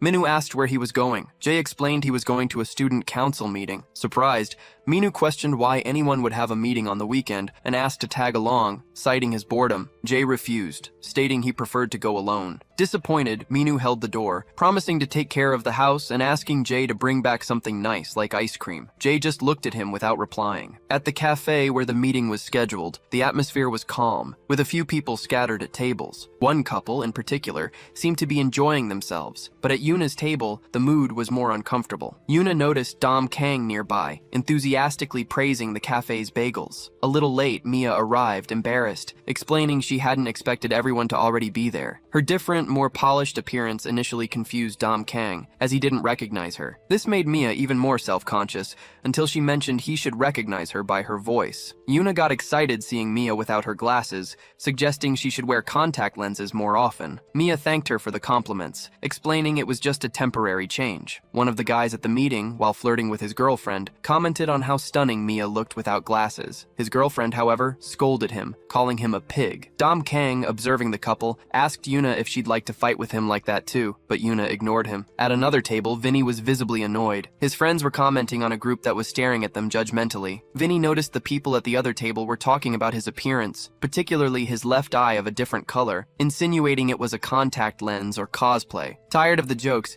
Vinny had the brilliant idea to stand up and confront the group. Vinny grabbed one of their coffee cups, pretended to take a sip, and then complained that the coffee was sour. This drew everyone's attention. Vinny then asked the group if his eye color was so strange that it made them uncomfortable. He even sarcastically suggested they pluck out his eye to check if it was real. The guys at the table were taken aback, asking him to stop, but Vinny, in a friendly tone, kicked their table, causing a commotion and making one of them fall off their chair. The ruckus caught the attention of Dom Kang, who was with his friends. Vinny continued pressuring the group, putting his foot on one of the fallen guys and asking if he wanted to hear more. Vinny then accidentally spilled hot coffee on another guy, though he claimed it was unintentional. A girl in the group asked for help to break up the commotion, but no one intervened, as it seemed to be just an argument. Dom Kang, seeing the hot coffee spilling, tried to hold Vinny's hand to avoid further trouble. However, Vinny didn't appreciate Dom Kang's intervention and stared at him, clearly irritated. The atmosphere grew tense as Dom Kang decided to mediate the situation. As he tried to intervene and ask for calm, Vinny continued pouring hot drinks over a guy, unintentionally spilling the rest. The guy, who had previously mocked Vinny's appearance and unusual eye and hair color, was now on the floor, backing away like a frightened dog. He begged for someone to call the police to stop that lunatic. Vinny, giving a light flick to Dom Kang's cap, asked what the problem was. Dom Kang, in turn, simply fixed his gaze on Vinny, who had just flicked his cap, but did not touch him in any way. At that moment, Yuna caught Dom Kang's attention. Hearing her voice, he turned to see what she wanted to say. Yuna asked Dom Kang to put his fists away and avoid causing trouble, at least this time. Dom Kang adjusted his hair but continued staring at Vinny, though in a different manner. Meanwhile, Vinny's friend tried to intervene to prevent the situation from escalating. In a low tone, Vinny's friend suggested that Vinny leave before things got out of hand. Vinny, always eccentric, stuck out his tongue at Dom Kang before leaving. As Vinny turned his back, he said they would finish that conversation somewhere more private. Hearing the provocations, Dom Kang bent down, picked up the cap, and placed it back on his head. Then Dom Kang walked over to Yuna and stated that he hadn't caused any trouble that day. Yuna, seemingly satisfied, didn't explicitly show her approval. She simply said he had done a good job. Elsewhere, elegant footsteps accompanied by high heels and a sophisticated suitcase stood out in the crowd. The men present couldn't help but stare, almost slack-jawed. The blonde woman, with striking beauty,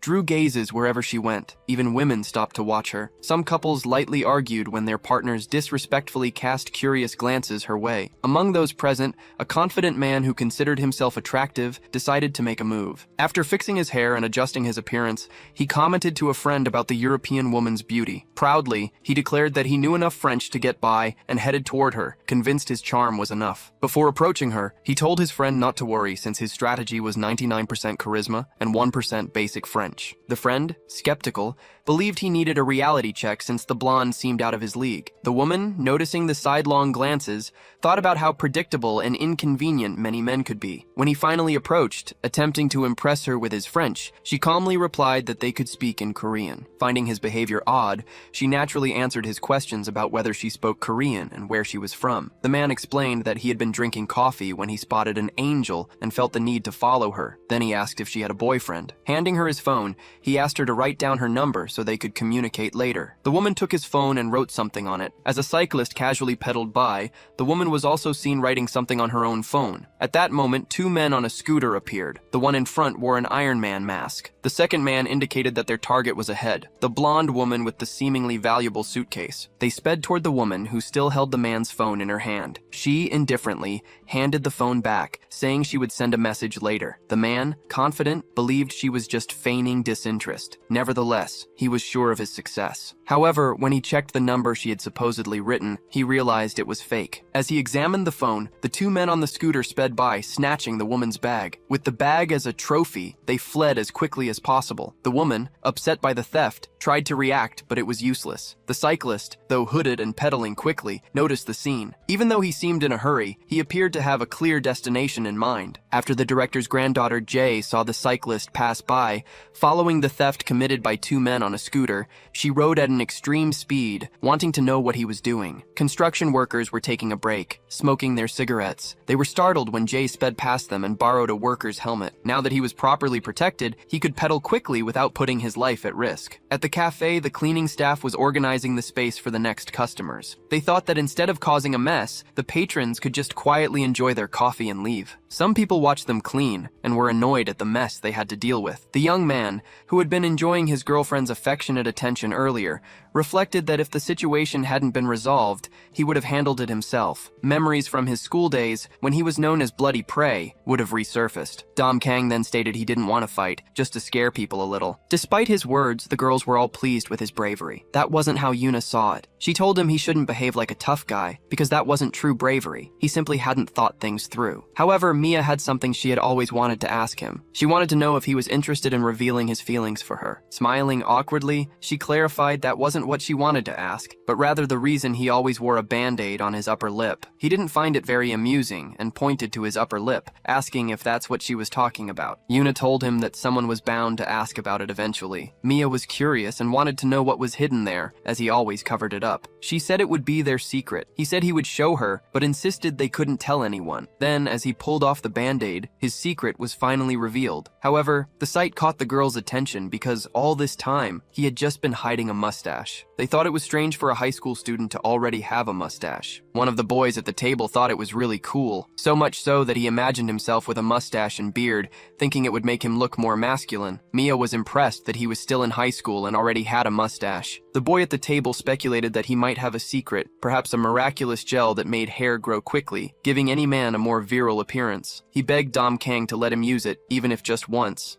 Kang said he couldn't, as it was very hard to find in the black market. The girls couldn't understand why anyone would go through so much trouble just to grow a mustache, only to cover it with a band-aid later. He explained that the mustache was for his part-time job, as it made him look older and more serious. He said the teachers couldn't find out, or he'd have to shave it immediately. That's why he kept it hidden with the band-aid. Mia finally understood why he was always so tired in class. He got exhausted from his part-time job. One girl wanted to know what his father did for a living that would require him to do such things too. He replied that his father handled the administrative side of an organization. However, from an outsider's perspective, it didn't seem that way. He looked more like the leader of a mafia, dealing with other big shots of the same caliber. When they were all together, the situation seemed even more intimidating, but as gangsters, they had to maintain their composure. Nevertheless, his father was returning to Korea that day. The girl wanted to know if his father handled the administrative side of the organization, like a regular civil employee or something similar. He just burst out laughing, trying to change the mood and the conversation. Mia, trying to escape the conversation, grabbed a ticket ticket and said she was going to get more coffee. She got up from the table happily, ready to fetch coffee while someone started taking pictures of her. It seemed like someone had taken an interest in her appearance,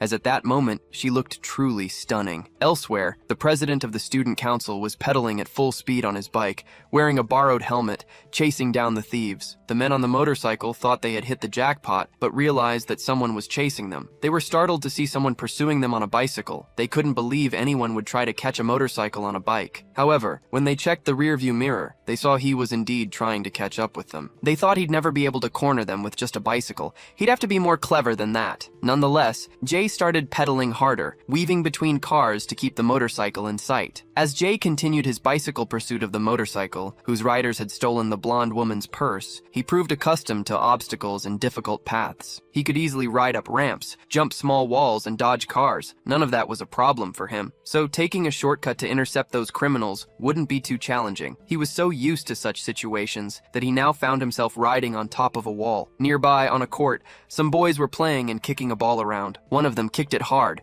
and the ball was headed straight for the boy riding on the wall. The little kids, amazed, thought he might be part of a bicycle attack squad, as they couldn't believe anyone could pedal on a wall. Some of them thought he was amazing, and that given the choice, a bike was cooler than a ball. Nevertheless, he kept pedaling on the wall, using his shortcut, until he finally caught sight of the motorcycle. The motorcyclist admitted the guy had scared him for a few seconds, but he soon realized it was just nonsense. However, the motorcyclist became even more frightened when he saw the bicycle flying. After gaining momentum on the wall, the cyclist was indeed airborne. The cyclist passed over some kids who were eating ice cream. They were quite impressed to see a man flying on a bicycle. The motorcyclists were equally impressed and terrified at the same time. The children watching thought it was all amazing. It was incredible to see someone riding a bike so daringly. Although the cyclist threw the bicycle at the motorcycle to stop the criminals, the kids still found it fascinating to see a bike flying through the air. The cyclist got up, landing on some boxes along with the motorcyclists. He simply looked at the criminals,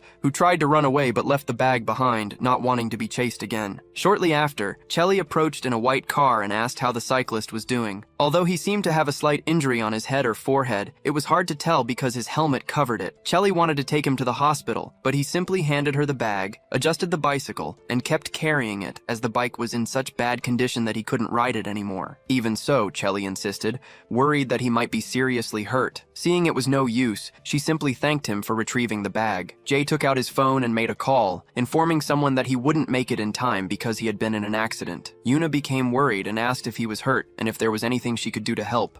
Kang, curious, asked what had happened. Yuna explained that Jay had been in a bicycle accident and said he wouldn't be able to attend the meeting. The conversation caught Mia's attention, and she asked if Jay was okay. Yuna replied that, judging by his voice, he didn't seem seriously injured, but he hadn't given many details. Someone then suggested that maybe Jay didn't want to attend the meeting and had made up an excuse. Yuna stated that Jay wasn't the type to avoid responsibilities. It was agreed that they would all stay a little longer and then leave. Mia was visibly disappointed and said she was going to the bathroom. Once there, she looked at herself in the mirror and reflected that everything seemed meaningless, though she still hoped Jay was okay. When she left the bathroom, she was approached by a guy who introduced himself as CJ Kim and said he worked for SZ magazine. He had been watching her and thought she fit the type of model they were looking for. If she was interested, she could contact him. After saying this, he handed her a card and added that she could call whenever she needed. Mia was impressed by the situation and looked at the card, surprised. Mia, Yuna, and Kang said goodbye to the other part of the team, saying they would meet at school. Now, the friends talked about how unfortunate it was that Jay hadn't come since Mia had put in so much effort. Mia looked very pretty, and Yuna encouraged her to cheer up, saying there would definitely be another chance. Yuna also wanted to know who the guy Mia had been talking to in front of the bathroom was. Showing the card, Mia explained who he was. Looking at the card, Yuna commented that the fashion magazine was very famous, so the guy surely had good intentions. Meanwhile, Minu, at Jay's house, was watching a music show while the cat played with a ball on the floor near him. Hugging a pillow on the floor, Minu thought it was very boring to stay home alone. At the same time, Jay was walking, carrying his bicycle to get it repaired, when he entered a specialty shop. Politely, he excused himself. In front of him was a girl with a military cap and some tattoos. The girl, friendly and wearing a white tank top, welcomed welcomed him. Jay explained he was there to fix his bike. She then remembered him from race day and asked if he remembered her, since she had watched the race footage. However, she noticed he had no idea what she was talking about. It seemed Jay had a knack for forgetting people and things. Jay was there to fix the bike, but she decided to administer first aid since he had a small cut on his forehead. He wasn't pleased, as he wanted her to fix his bike as quickly as possible, without worrying about him. Jay said he knew what her job was, but insisted the bike should be the priority, even after she tended to his injury. Looking at the bike, she realized it was really damaged. The fork and the front wheel were completely unusable. At least the bike frame was still intact, which was a relief considering Jay had crashed the bike while trying to chase away the thieves. Even though the girl was very pretty, and her tank top highlighted her tattoos, Jay wasn't focused on that, but rather on the photo of his uncle on the wall. That photo brought back old memories, specifically of the final stage of the Tour de France, which was nearing its end. Jay remembered watching that epic race on his computer, and for the first time in history, a Korean cyclist was in the lead. Then came the English athlete, speeding up behind him. Mark advanced and overtook the Korean cyclist in an instant. The two were sprinting toward the finish line, and Jay recalled his uncle's words, telling him that if he had a dream, he should go after it. At that time, young Jay said he wanted to be a doctor, but his uncle insisted the dream should be his own, not his parents'. The boy retorted, saying he couldn't be more than a student, and all he could do was study to please his parents. The uncle also commented that studying wasn't a real dream. It was too boring to be just a dream. Studying was important, but finding something you truly enjoyed and living life was even better. Those words made Jay wish to find something he could truly enjoy, so he asked his uncle if he had a dream. Smiling, the uncle replied that his dream was to be on top of the world in cycling. Jay's uncle thought it might not be possible, but he wanted it so badly, and believed that with dedication, nothing was impossible. On the day of that race, Jay's uncle became the first Korean cyclist in history to win that final stage. Jay remembered watching the race when his parents asked if he still had his computer on, reminding him he had homework and needed to sleep early. Jay recalled turning off the computer with a peaceful mind, thinking his uncle had made it and that nothing in the world was impossible. The memories of his youth faded as Harry asked Jay if he knew the cyclist, noting that he wasn't very famous in Korea. In Korea, cycling was taken very seriously, and Jay's uncle was a national cyclist, having won first place in several Asian competitions. Harry also mentioned that he had won the final stage of the Tour de France, every cyclist's dream, Ma and Joe. Then Harry looked at Jay and asked if he knew that cyclist. Jay replied that Ma and Joe was his uncle. Harry had already suspected as much, because she recognized the bike Jay used for training on asphalt before becoming a cyclist. She also noticed the name on the bike, as cyclists often name their bikes, and she showed Jay the inscription. The bike was named Mahan-jo. That's when Jay asked how Harry knew his uncle. Harry said she admired Mahan-jo so much that she became the leader of a fan club created exclusively for him. Then, Harry started thinking about how to repair the bike. She knew she would need to replace the entire front part, and suggested Jay return in 2 days. Jay didn't seem happy about leaving the bike behind, but agreed to come back later. Harry then asked him to wait a moment. She handed Jay a flyer, saying he might be interested in joining the Street League since they were organizing a long-distance championship. The first-place winner would receive a prize of 100,000 won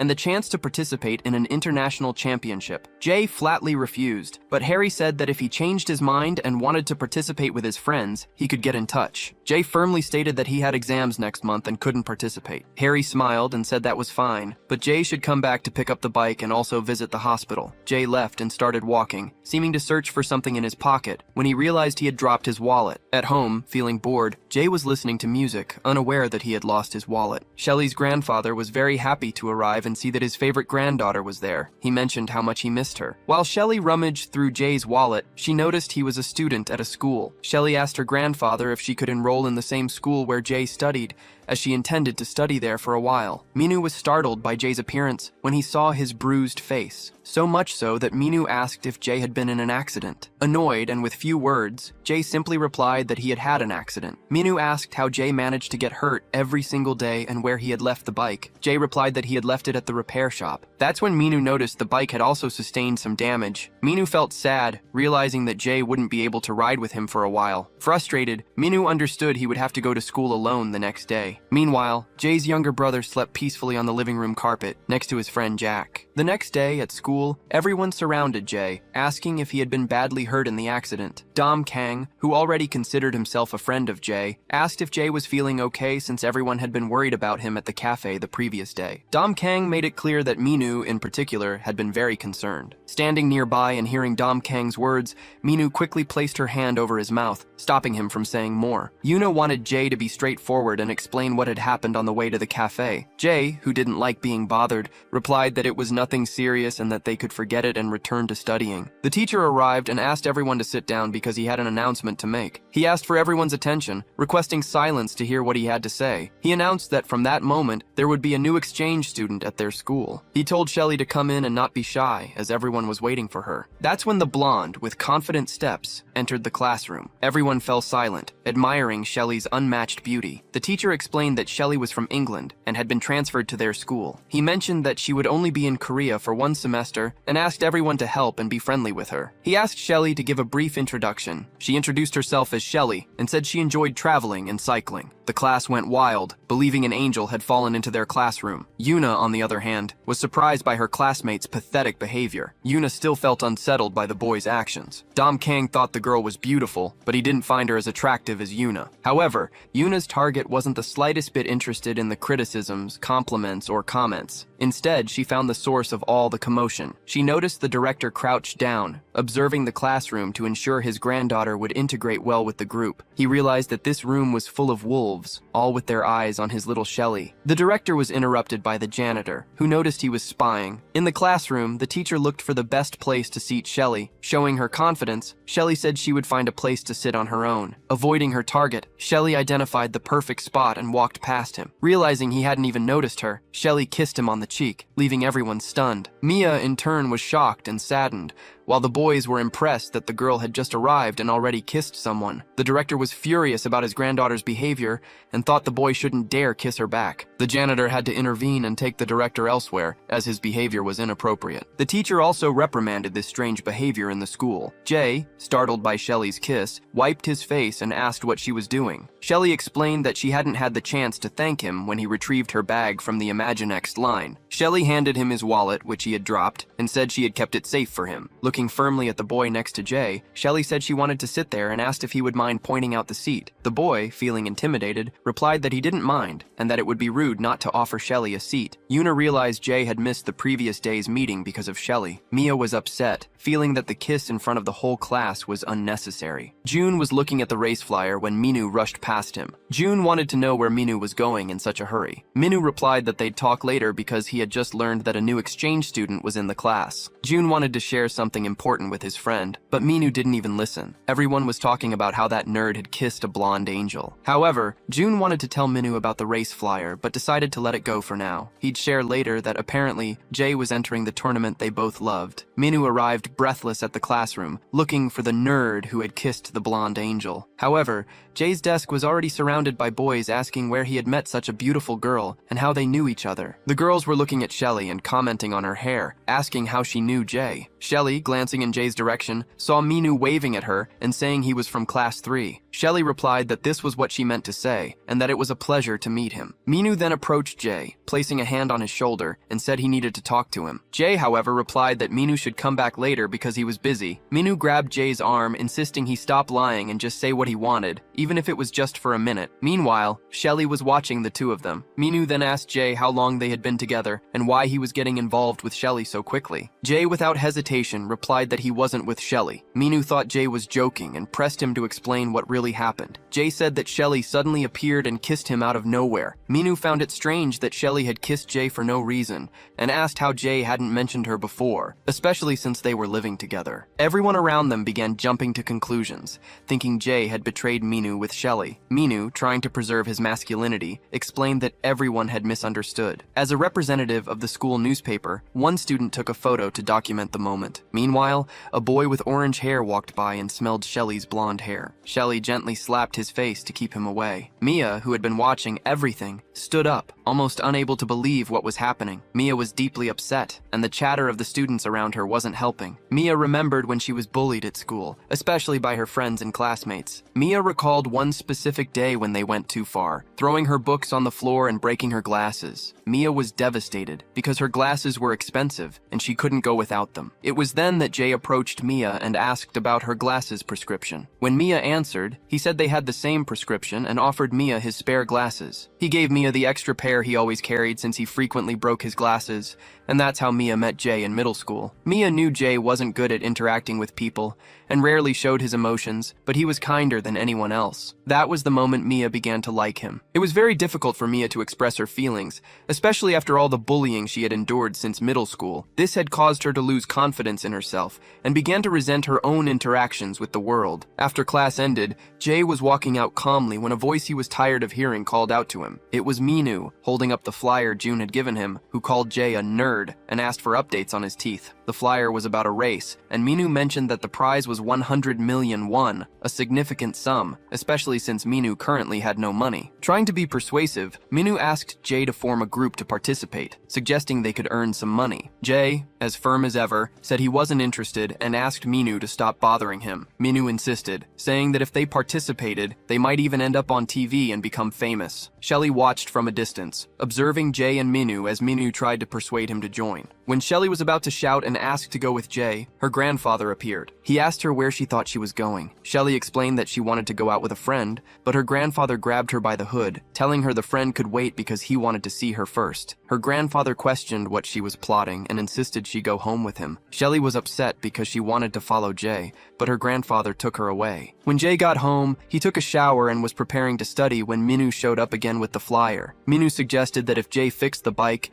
they could join the race together. However, Jay didn't want to hear about it anymore. The TV was on, airing an interview with an Asian cycling representative. It was Sancho Choi, set to participate in a cycling festival in the Street League. Minu was already familiar with Sancho Choi's fame, knowing he was the greatest cyclist in Korea and would be competing. When asked about the competition, Sancho Choi replied that he would race the final stretch with the amateur team that won. Meanwhile, Jay and June were arguing over the remote control, while Minu wanted to keep watching the interview. They talked about Ma Han-jo, an Asian cycling hero who had passed away 2 years earlier, a victim of an accident that occurred after a doping test. Sancho Choi mourned the death of Ma Han-jo, mentioning that if Ma Han-jo were still alive, he would have had to end his career due to doping issues. Jay, hearing this, remembered Ma Han-jo's kind and gentle face and felt a pang of sadness upon hearing Sancho's words. He also condemned the use of doping to enhance performance and hoped other cyclists wouldn't follow the same path. Meanwhile, Minu and Jay were fighting over the remote control until Jay suddenly stood up and announced he would join the competition. Minu was perplexed, thinking he had misheard. Late at night in a square, there were three: Jay, Minu, and June. June asked Jay if he was really joining the team with them. Jay replied that he was, especially after hearing Sancho Choi say those things about his uncle. He couldn't just ignore it. Minu asked Jay what had caused him to change his mind so suddenly. Jay remembered the interview and grew angry, but wasn't about to tell his friends what was going on. Minu wanted to know if it was because of the prize money or the international competition. But for Jay, nothing was more important than clearing his uncle's name and proving to Sancho Choi that Ma and Joe didn't use doping. June thought that regardless of the reason, it was good to know Jay would be participating with them. Now they had a situation to resolve. They still didn't have enough members to call it a team. Minu thought the members of his old team might also join and end up facing them. June told Minu to forget about that. It was in the past. Now they could create their own team. Minu was tasked with coming up with a name for their new team. June agreed, saying they needed a name. June asked what the two had in mind. Jay remained silent, while Minu seemed to be thinking. That's when Minu had the brilliant idea of naming the team Super Cool,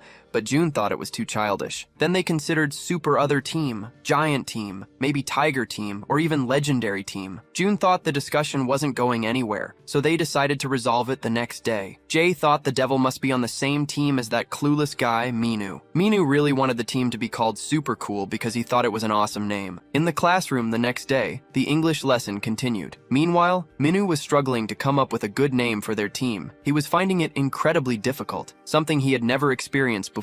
During the break, the three of them gathered to brainstorm names, and Minu showed the draft he had made the night before. Minu declared that there was no alternative but to go with Team Super Cool. Jay, losing patience, said he wouldn't accept such a dumb name. Minu asked what name Jay suggested. Jay replied, "Anything but Super Cool." Minu was outraged because he thought it was a great name and Jay wasn't even trying to come up with something else. At that moment, Shelley appeared behind Jay, who, still indifferent to her, continued to ignore her presence. When she heard about the bike team, she got interested and wanted to join, thinking it was a super cool idea. June politely told the blonde girl that the competition could be dangerous for a girl. Minu, however, immediately welcomed her, saying that of course she could join because she was beautiful and always welcome. He added that all she needed to know was how to ride a bike, and he would handle the rest. Annoyed, the girl replied that she could ride very well. Mia had been very upset ever since she saw the new girl in class exchange kisses with Jay. Her friend Yuna tried to cheer her up, asking why she had been so down since the other day. Mia tried to hide her feelings, claiming she wasn't feeling well. Then Kang butted into their conversation. He suggested all she needed was some energy, adding that listening to good hip-hop would make her feel better. Shelley joined the discussion about the team name, which led Minu to suggest the goddess and her minions. June noticed that his friend got even sillier whenever a girl was around. Overhearing their conversation, Kang asked why they kept going out without him. He sounded so disappointed, saying he thought they were friends. Kang added that after that night in the room, he thought he and Jay would never be apart again. Mia, seeing her beloved Jay surrounded by the new girl and her friends, grew even sadder. Mia stood frozen as the girl integrated into the group, something Mia had always wished she could do herself. Yuna noticed her friend looking more downcast than usual. Meanwhile, Kang was throwing a fit because he wanted to join the bike team too. The blonde girl just stared at Minu. Now, the five of them were together trying to decide on a team name. Minu wanted to know why Kang was still hanging around. Kang replied that he was there because he was also going to be part of the team. Someone then asked if he even had a bike. Kang explained he was planning to get a used one from an online site. Minu told him they could talk more after he bought the bike. Since they were from the same school, they thought they could name the team after their school. But the idea wasn't accepted, it seemed a bit silly. Shelley commented that they were terrible at choosing names. While Shelley's grandfather kept an eye on what she was doing with the four boys, Minu still hadn't given up on naming the group Super Cool. Shelley's grandfather, the school principal, was annoyed because she was hanging around boys again. But seeing Shelley smile, he realized it had been a long time since he'd seen her that happy. As Shelley's grandfather sipped his juice, a hummingbird flew near Kang. The little hummingbird was bothering both Kang and Minu, who initially thought it was an insect. Someone suggested it might be a hummingbird, but June explained that there were no hummingbirds in Korea. June suggested it might be a hawk moth, as many people confuse them because they look similar. He mentioned that the hummingbird flaps its wings faster than any other bird, at least 90 times per second, and is excellent at acrobatics. Minu thought flapping wings 90 times per second was incredible. Even as he argued with Kang not to take his smoothie, Minu then wondered, how fast could someone pedal a bike 90 times per second? Probably faster than a motorcycle. He imagined himself pedaling as fast as a hummingbird. Minu's musings then caught the attention of June, Jay, and Shelley. Kang wanted to know what a hummingbird had to do with the situation. Meanwhile, the poster advertising the race was circulating in various places, catching the attention of many people. Several notable personalities were interested in participating, while others, simply deluded, thought they could win with a bike called Sina Chan. The news also reached TJ, who found it all very interesting. Staying behind in the classroom, Mia and Jay were erasing what was left on the board. Mia then asked Jay if he was really dating the exchange student. Jay didn't like the question and asked Mia what she was talking about. Mia, a bit embarrassed, explained that it was what everyone at school was saying, that they were dating, and she was just curious. Jay replied that they weren't dating, and asked who was spreading such nonsense. Mia said knowing that was a relief, as it seemed they were forming a team or something similar. Jay explained it was a cycling team. Mia thought it was cool and sounded fun, asking what the team's name was. Jay said they decided to call it Hummingbird. Mia thought the name was adorable. She asked if they had already designed a logo or emblem. If not, she could make one for them. Mia explained that she wanted to become a designer after graduation, so if Jay liked it, she could create something for them. Jay told Mia that if she wanted to try, she could make something for him. Smiling and blushing, Mia said it would be great. Jay told Mia to finish quickly because he wanted to leave. Later, Mia told Jay she planned to buy a bike soon and asked if he could teach her to ride when he had free time. Jay said he would teach her when he had some free time. The girl was delighted with Jay's response. After leaving school, Jay went straight to the bike shop to pick up the bike he had left for repair. Harry told him he was later than she had expected. At Kang's house, Kang announced his arrival. His father called him over to have a drink with the old man, but Dom Kang replied that he was tired and had to work soon. His father said Dom Kang could at least act a little happy to see him, or he would feel sad. He then asked if Dom Kang was dating multiple girls at school. Dom Kang, the boy, said, "Of course not." His father said that when he was Dom Kang's age, he wasn't as serious and always knew how to enjoy life. One of his men asked the father to stop bothering Dom Kang and return to eating. That's when Dom Kang asked his father to buy him a bike so he could exercise. His father found it strange that Dom Kang suddenly wanted a bike, then asked how much bikes cost these days. One of the men replied that at least 50,000 won would get a decent one. Dom Kang's father agreed to give that much, handing the money to his son and telling him to buy a decent bike. Hearing the amount, Dom Kang thought his father was joking. Where would I find a bike that cheap? He wondered. He found it ridiculous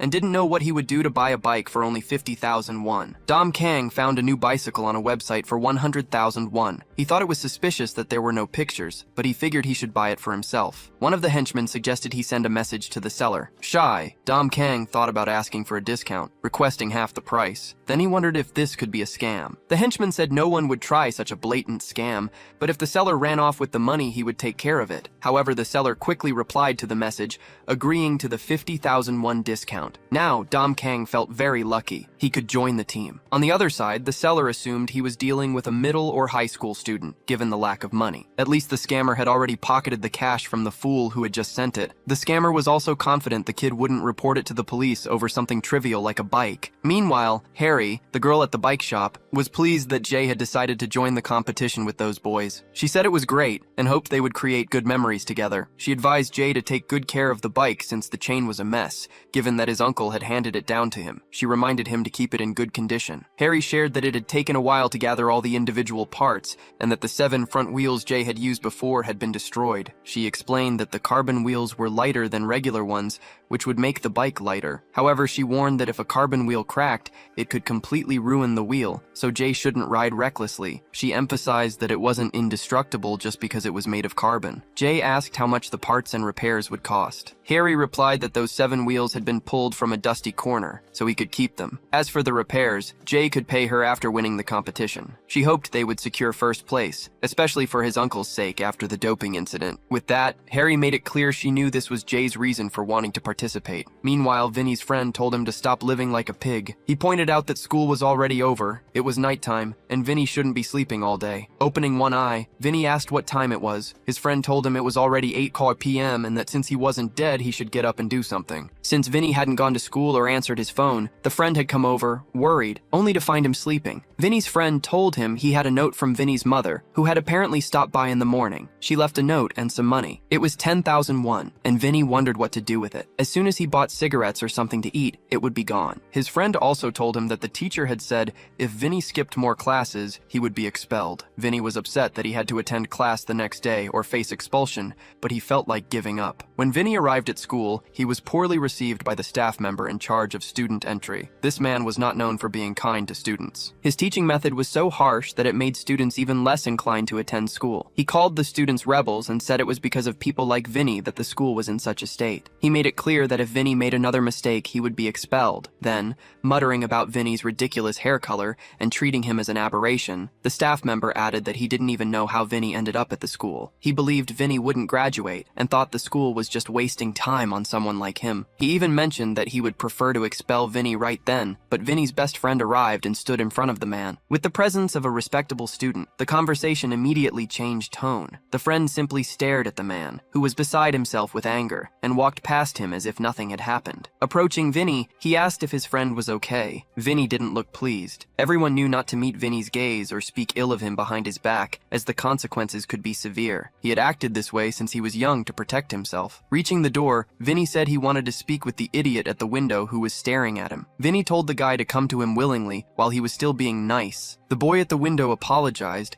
saying he had only looked by accident and didn't mean any harm. However, Vinny grabbed a chair and seemed ready to discipline the boy. Vinny didn't care if the guy was sorry or not. He needed to discipline him so others wouldn't dare do the same. Meanwhile, elsewhere, the boys were still gawking at the beautiful blonde exchange student. She was on the phone, asking her father to send her bike by mail because she wanted to ride it. While she was happily talking to her father on the phone, Dom Kang was having a hard time with his own call. He was trying to reach the guy who had sold him the bike, but now he wasn't answering. No matter how many times he called, he couldn't get a response. He thought the guy was ignoring his calls and messages. Yuna, watching him, noticed he was glued to his phone and now had a very serious expression. Meanwhile, Mia wasn't paying much attention to Yuna because she was sketching a hummingbird. Yuna asked what Mia had been drawing all that time. Mia explained she was working hard on a design. Yuna then wanted to know if it was some kind of logo, and Mia replied that yes, it was, and it would be of a hummingbird. Yuna mentioned that her brother and Jay had quickly finished their snack and gone outside. She asked Mia if she knew where they had gone. Mia said she wasn't sure, but overheard them talking about submitting an application for a competition. Mia hadn't known her brother was trying to join a competition, but she thought that now that they were living together, he would improve his skills. Mia was beaming, feeling like she had completed the perfect sketch. All that was left was to show it to the boys and see what they thought. Meanwhile, the boys left the post office after sending in the application form. Jay asked if it had really been necessary for him to come along just to send the form. Minu said that since they were on the same team, they had to stick together. He asked if Jay would rather relax at school while he did all the hard work alone. Jay then told Minu to drop it and hurry up because they were wasting time. Minu, feeling hungry, said that before they left, he wanted to grab something to eat. Jay told him he wasn't in the mood and would eat something on his own later. Minu noticed there was no middle ground with Jay. He was always so rude. Across the street, Minu saw someone with a completely floral pink bike and thought it looked unusual. The man called his bike Sena-chan and asked her to wait a bit while he submitted his competition application. He then put a lock on it, ensuring no one would take his beloved bike. After showering the bike with kisses, he said he'd be back quickly. Just looking at him gave Minu chills. He thought the guy was way too eccentric. Minu and Jay left the man there because they needed to get back quickly. They were only on a class break. However, the man didn't appreciate hearing Minu call his bike stupid. Minu asked if the man was talking to him. The man said yes, and demanded to know why Minu had insulted his bike with such a mean name. The man called Minu a worthless human and said he couldn't use just any name for his superbike. The two boys found the man's behavior very strange. They figured he must be some kind of otaku or something. Furious, the man yelled at Minu to take back what he said about his bike. He was so angry that he grabbed Minu by the collar, spitting as he shouted. He rambled on, using strange names only otakus would understand. Minu looked to his friend for help, but Jay told him to just apologize and leave. Seeing that his friend wasn't going to help, Minu said he took it back, and only said it because the bike was very pretty. The cyclist told him not to look at her like that again because he was just a little useless. The man then bent down and grabbed his competition application form, pointing out that his team's name was Manga Team. Minu realized that the otaku was also going to participate in the street league. The man added that they could call her Sena-chan because that was her name. Like her owner, the bike was also very exotic and had a unique name. The two boys couldn't understand how someone so strange could exist. They pedaled quickly back to school since they were only on their break. On the way, they kept thinking about how bizarre that otaku was. Jay commented that the bike was probably his girlfriend, which was why Minu made him so angry. Minu, looking at Jay, couldn't tell if he was serious or joking, as Jay never showed any reaction. The man passed them and called the two of them slow schoolboys. The passing cyclist said he hoped they would enjoy the view of the back of his bike, calling it very charming. Minu didn't know who this person was or why he was so full of himself, especially while riding an ordinary bike. To solve his problems, Dom Kang called his father's henchmen and explained that he had been scammed. This couldn't stand. They were a respected gang and couldn't face such embarrassment, especially since Dom Kang himself had suggested buying online. One of the henchmen told Dom Kang to finish his class peacefully, assuring him they would handle everything. The henchman then summoned another associate, explaining that someone had stolen money from their young master. Using the provided phone number and bank account, they would track down the scammer. He instructed the associate to pass the information to a hacker to locate the swindler. The other associate confirmed that finding the scammer's location would be easy for their hackers, who had recently breached one of Korea's biggest credit card companies. He ordered that once they had a location, they should bring a few more men and some tools. Their goal was to scare the scammer. Dom Kang was deeply upset,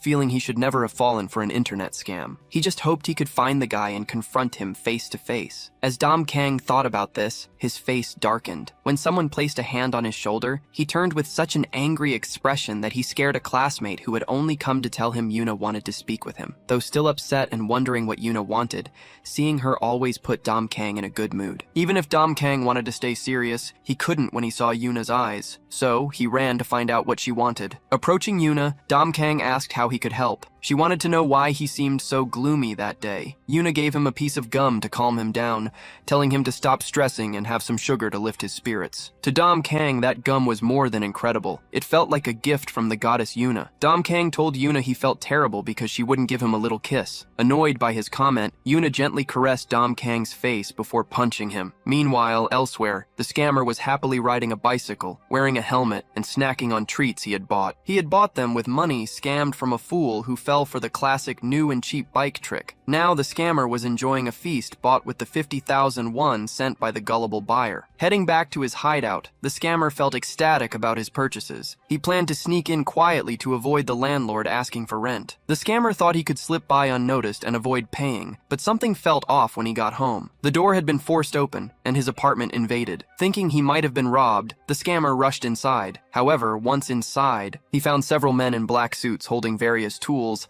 and none of them looked friendly. After all, the scammer was just a student and cyclist. He didn't understand why they were welcoming him with such intensity. Trembling, the scammer dropped his bag of food on the floor and asked who they were and what they wanted. It was nighttime. After the scammer had arrived home to find several people there, they all demanded explanations for why he had tricked their young master. Now, the scammer was immobilized in a chair, unable to speak, still wearing his cycling helmet. One of Dom Kang's father's henchmen was furious with the scammer, pointing out that he had swindled the wrong person. The henchman told the scammer that if he wanted to con someone, he should be ready to face all consequences. Dom Kang's father's bodyguard expressed his dissatisfaction at having to go to such a place and waste his time. The bodyguard warned the scammer that, even tied to the chair, he would witness the arrival of their young master, and things wouldn't be cheap. After all, the scammer had effectively bought himself a one-way ticket with that 50,000 won scam. While everyone surrounded the seated scammer, their young master, Dom Kang, arrived, greeted with respect by all. When Dom Kang walked in, his face was furious. He had spent the entire day trying to track down the guy who had scammed him. The scammer, sitting in the chair, looked at the young man in front of him, thinking Dom Kang was just a schoolboy. He couldn't understand why everyone obeyed Dom Kang without question. The scammer started trembling even more when Dom Kang, with his hands in his pockets, began to fidget as if reaching for something. However, Dom Kang was only retrieving his prized treasure, something he had nurtured on a particularly upsetting day. The scammer cyclist was sitting in the chair, already in tears, waiting for the worst to come out of that pocket. The scammer was puzzled by the change in Dom Kang's demeanor when he pulled out nothing more than a caramel candy, which made the previously serious young master look amazed. The scammer was so caught off guard by this that he even stopped crying. One of the men asked what they should do with the scammer, but Dom Kang just kept chewing because the candy, given to him by Yuna, tasted amazing. Regaining his serious expression, Dom Kang looked at the scammer sitting there and asked where the bike he had sold him was. One of the several henchmen in the room pointed to the bike, and Dom Kang saw it was almost brand new. Approaching the bike, Dom Kang spoke to it, saying he didn't know what was happening but was very pleased because it was in excellent condition and had only cost him 50,000 won. At that moment, the scammer, the real owner of the bike, if he weren't immobilized and unable to speak, would have surely said something. The scammer's agony at seeing someone else approach his bike was evident. Dom Kang's father's bodyguard thought something good must have happened that day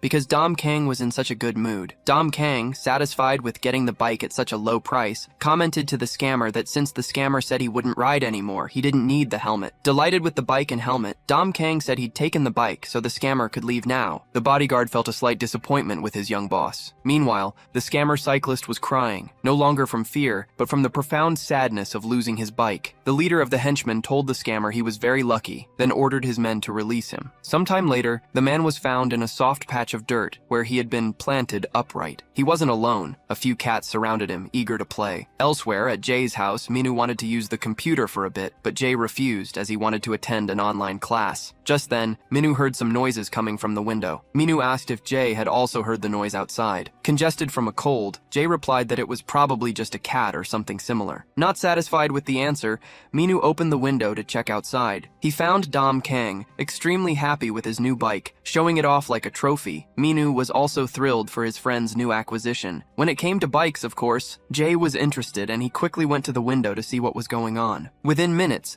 the three of them were outside Jay's house, admiring admiring the bike. Minu seized the opportunity to test it out. However, as Minu rode the bike, he felt he had seen it somewhere on the street before, but couldn't recall where. Looking at Kang, Minu asked if the bike had been expensive and how much he had paid for it. Pleased with himself, Kang proudly stated he had bargained it down to just 50,000 won on a used goods site. Seeing Minu and Jay's reactions, as they seemed unable to believe his words, Kang asked if he had paid too much. Minu and Jay looked at the bike again, realizing it was in excellent condition. They then asked Kang what he had done to the bike's owner to get such a low price. Kang simply repeated the excuse the scammer had given him, that he wasn't going to use it anymore, so he sold it cheap. Jay intended to leave Minu and Kang outside and go back inside to study more, as his grades had dropped significantly. Now with a bike, Kang, who didn't know how to ride it, asked his friends for advice. Minu suggested Kang practice skidding, as it would make it easier to ride a single-gear bike. But judging by Kang's expression, Minu figured his friend had never heard of skidding before. Feeling excited, Minu tried to explain that skidding was a trick for single-gear bikes where you stop the rear wheel using leg strength. Seeing that even his explanation didn't help, Minu decided to demonstrate, telling Kang he just needed to watch and repeat. Quickly, Minu performed the trick so Kang could understand. Feeling confident, Kang thought he had understood just by watching and decided to give it a try. At first, Kang couldn't position his feet properly. One friend commented that this wasn't suited for him. Still, Kang kept trying, determined to figure out a way to get it right. After spending a few minutes trying to fit his foot in place to at least attempt pedaling,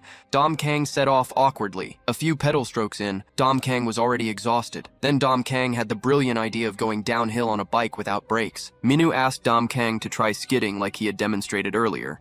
Kang noticed he was almost losing control of the bike. There was no way he could let that happen, so he tried pedaling in the opposite direction. He yelled that it wasn't working at all. To Kang, the pedals were spinning too fast for him to stop.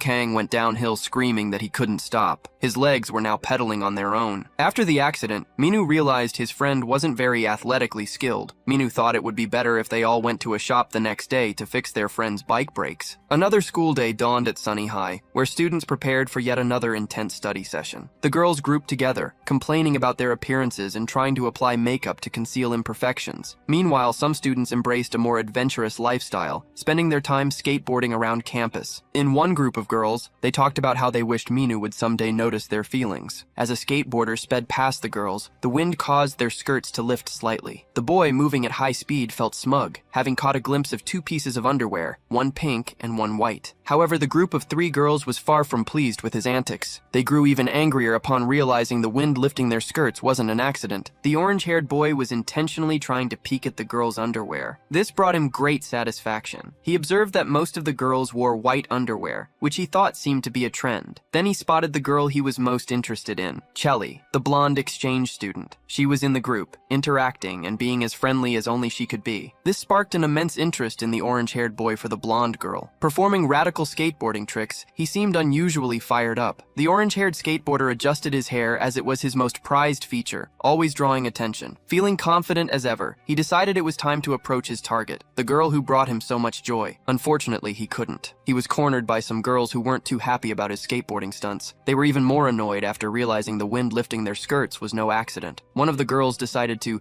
caress his stomach with light punches. The others cheerfully decided to stomp on the boy so he could feel loved. Meanwhile, others in the group surrounding Michelle were admiring the logo Mia had designed. Mia had been tasked with creating the logo to impress Jay. Lifting her notebook, Mia showed it to everyone and asked what they thought. Minu, ever the gentleman, took Mia's hands and declared the logo beautiful. He declared that now the team could win thanks to it. Yuna, knowing her brother well, told Minu to stop using that as an excuse to hold Mia's hands. Minu was upset because the way Yuna put it made him seem strange. Shelley, stepping closer to get a better look at Mia's logo, said Mia drew very well and asked to see it up close. Mia, still holding a grudge against Shelley for kissing Jay, refused to let Shelley take a closer look at the logo. Noticing Mia's indifference and lack of cooperation, Shelley asked what Mia's problem was with her. The atmosphere grew so tense that even the usually oblivious Minu, who rarely noticed anything, realized the girls were at odds. However, Minu was delighted because they now had the perfect logo for the team. That heated exchange shifted the mood slightly. Minu asked Jay if he liked the logo too, since Jay hadn't shown any reaction. In a calm, cold tone, without even looking at the drawing, Jay simply said yes. Mia felt satisfied and expressed her happiness to Jay, saying she was glad he liked it since she had made the logo specifically for him. From a distance, Yuna saw Dom Kang stumbling and disoriented. She couldn't figure out what he had gotten himself into this time. Dom Kang struggled to walk, holding onto the classroom furniture to reach his team. Everyone noticed how difficult it was for Dom Kang to move and wanted to know if he had been in a fight or if someone had hurt him. Trying to appear cheerful but visibly drained, Dom Kang explained that he had been practicing skidding late into the night the day before. Now, Dom Kang was determined to buy brakes after class because he was scared of riding the bike, which seemed dangerous without them. Minu, concerned about the bike's safety, asked Dom Kang where he had left it and if he remembered to lock it. The sore but smiling Dom Kang reassured Minu not to worry, saying the bike would never be stolen. Outside the school in the corridor, Dom Kang's bike was tied to a Rottweiler, which was attracting a lot of attention from passers-by. Everyone who passed by admired the bike, noting how its dynamics and color matched beautifully. However, whenever someone tried to approach, they were met with the massive Rottweiler ready to defend it. Just looking at the dog, people grew fearful, wondering who had the idea to tie a Rottweiler to a bike. In the classroom, Dom Kang was the cause of the commotion and the mastermind behind tying the Rottweiler to guard his bike. Dom Kang's behavior unsettled Jay, who, despite knowing him well, couldn't understand him. Even on days when Dom Kang showed no visible reaction, Jay couldn't hide his emotions in such bizarre situations. Mia, on the other hand, didn't care about Dom Kang's bike or the dog tied to it. Mia asked Jay if he had time over the weekend to teach her how to ride a bike. Her friend Yuna, wanting to ensure Jay couldn't back out, told him that Mia had worked hard researching to create the team logo. Thus, as a thank you, Jay should teach her how to ride a bike that weekend. Indifferently, Jay simply said he would keep his word. Mia was delighted to hear that Jay would teach her to ride a bike that weekend. However, the blonde exchange student, Shelley, told Mia that she could stop right there because Shelley couldn't borrow Jay. Mia wanted to know what Shelley meant, saying Shelley couldn't speak for Jay. Shelley didn't care. She already had plans for the weekend and wanted to go out too. Dom Kang, very excited, announced that he would also join because he wanted to practice. Minu, not wanting to leave Jay alone with the girls, said he would train with them all that weekend. Yuna just watched, thinking the boys were brainless. They didn't even realize Mia was arranging this as an excuse to spend time alone with Jay. Minu looked at June and considered inviting him, but Minu noticed June was probably busy studying for college entrance exams. However, June was actually glued to his phone, analyzing potential rivals. In the world of competitive sports, staying ahead wasn't just about skills, but also knowing your opponents. June noticed one athlete who stood out, riding a 5-speed bike. Currently, this athlete was training in the same city, preparing for the championship in which their team was also competing. The athlete was achieving speeds between 89 km/h and 92 km/h. However, his training occasionally pushed him to reach 97 km/h. Since his training involved downhill courses, he was always followed by a car that filmed him constantly. These training sessions were streamed live so everyone could witness the athlete's prowess. In his most recent session, the athlete reached the incredible speed of 102 km/h. This result left June very apprehensive, as he had never heard of any athlete achieving such speed. At the bike shop, Dom Kang, not wanting to face further challenges with his bike, brought it in to have brakes installed. Harry finished the maintenance work and added front brakes to give him more safety. Dom Kang was thrilled because he could now ride his bike confidently. Jay was the one who told Dom Kang about the shop, but hadn't realized the girl from the webcast was the manager. Minu asked the beautiful mechanic if she was the same person who did the webcast and also ran the shop. She explained that the live streams were just for fun, and her real job was working at the shop, which her father owned. Harry then asked them about the upcoming competition and why they weren't training or exercising. Minu, confident in his friend's perfect execution, declared that with Jay on their team, victory was guaranteed. But June interrupted, having been observing the competition participants and checking their rankings. He said that if they didn't take it seriously, they wouldn't even make it past the preliminaries in the race. June's presence caused some unease. Minu wanted to know if June's presence there was frequent. June promptly responded that it was, and that, on that specific day, he had come for routine maintenance and to replace a tire. Dom Kang was excited to see several of his friends in the same place. He thought it was basically their little clubhouse. Minu expressed concern about June spending time investigating other competitors, especially with entrance exams approaching. Still, June wanted to show them the results of his research on other participants and their abilities. When June played a video of a cyclist easily reaching speeds over 100 km/h, they were all stunned. In fact, they found it unbelievable that such speeds could be achieved by a cyclist. Harry, the bike shop manager and an expert in the field, explained that achieving such speed on a 5-1 gear was mostly due to the assistance of a car acting as a windbreaker. Under those conditions, any elite cyclist could reach 100 km/h. She also mentioned that the new Guinness World Record for cycling speed was over 200 km/h. Minu remarked that there seemed to be no limit to human potential. He then asked June who that person was. After researching, June reported that he was known as Monster 13. It appeared he had been a well-known American football player in high school. As quarterback wearing number 13, he led his team and was called the Beast of Football for his ability to practically carry the team on his own. One day, however, he got injured during a game and could no longer run as he used to due to persistent knee pain. He quit football, and after giving up his dream of playing in the US, returned to Korea. He spent his days cycling as a way to rehabilitate his knee. For him, repetitive cycling functioned as intensive physical therapy. His love for bikes and cycling transformed him into a true beast on wheels. Now he had formed the Monster Team, which would participate in the competition. He was considered one of the favorites to win. June explained that street cyclists and competitive cyclists used completely different muscles and had different body compositions. He noted that while these athletes' bodies were built for track cycling, allowing them to handle a 5.1 gear with ease, it was absurd to think they could beat Monster 13 by just chatting among friends. Minu, dissatisfied, said there was no way they could do anything in a competition if someone like that was participating. Kang couldn't offer much input since he had just bought his bike. Seeing their disappointment at being physically outmatched, Harry offered them the chance to use training rollers. She invited them to follow her so she could show them the space and explain how the rollers worked. When Harry brought them to the room designated for roller and bike training, they were impressed, having never seen anything so detailed. She explained that this was where team members occasionally came to train. The rollers were great for practicing pedaling techniques and testing conditions. She mentioned that training there would help them easily identify the best posture and style for each rider.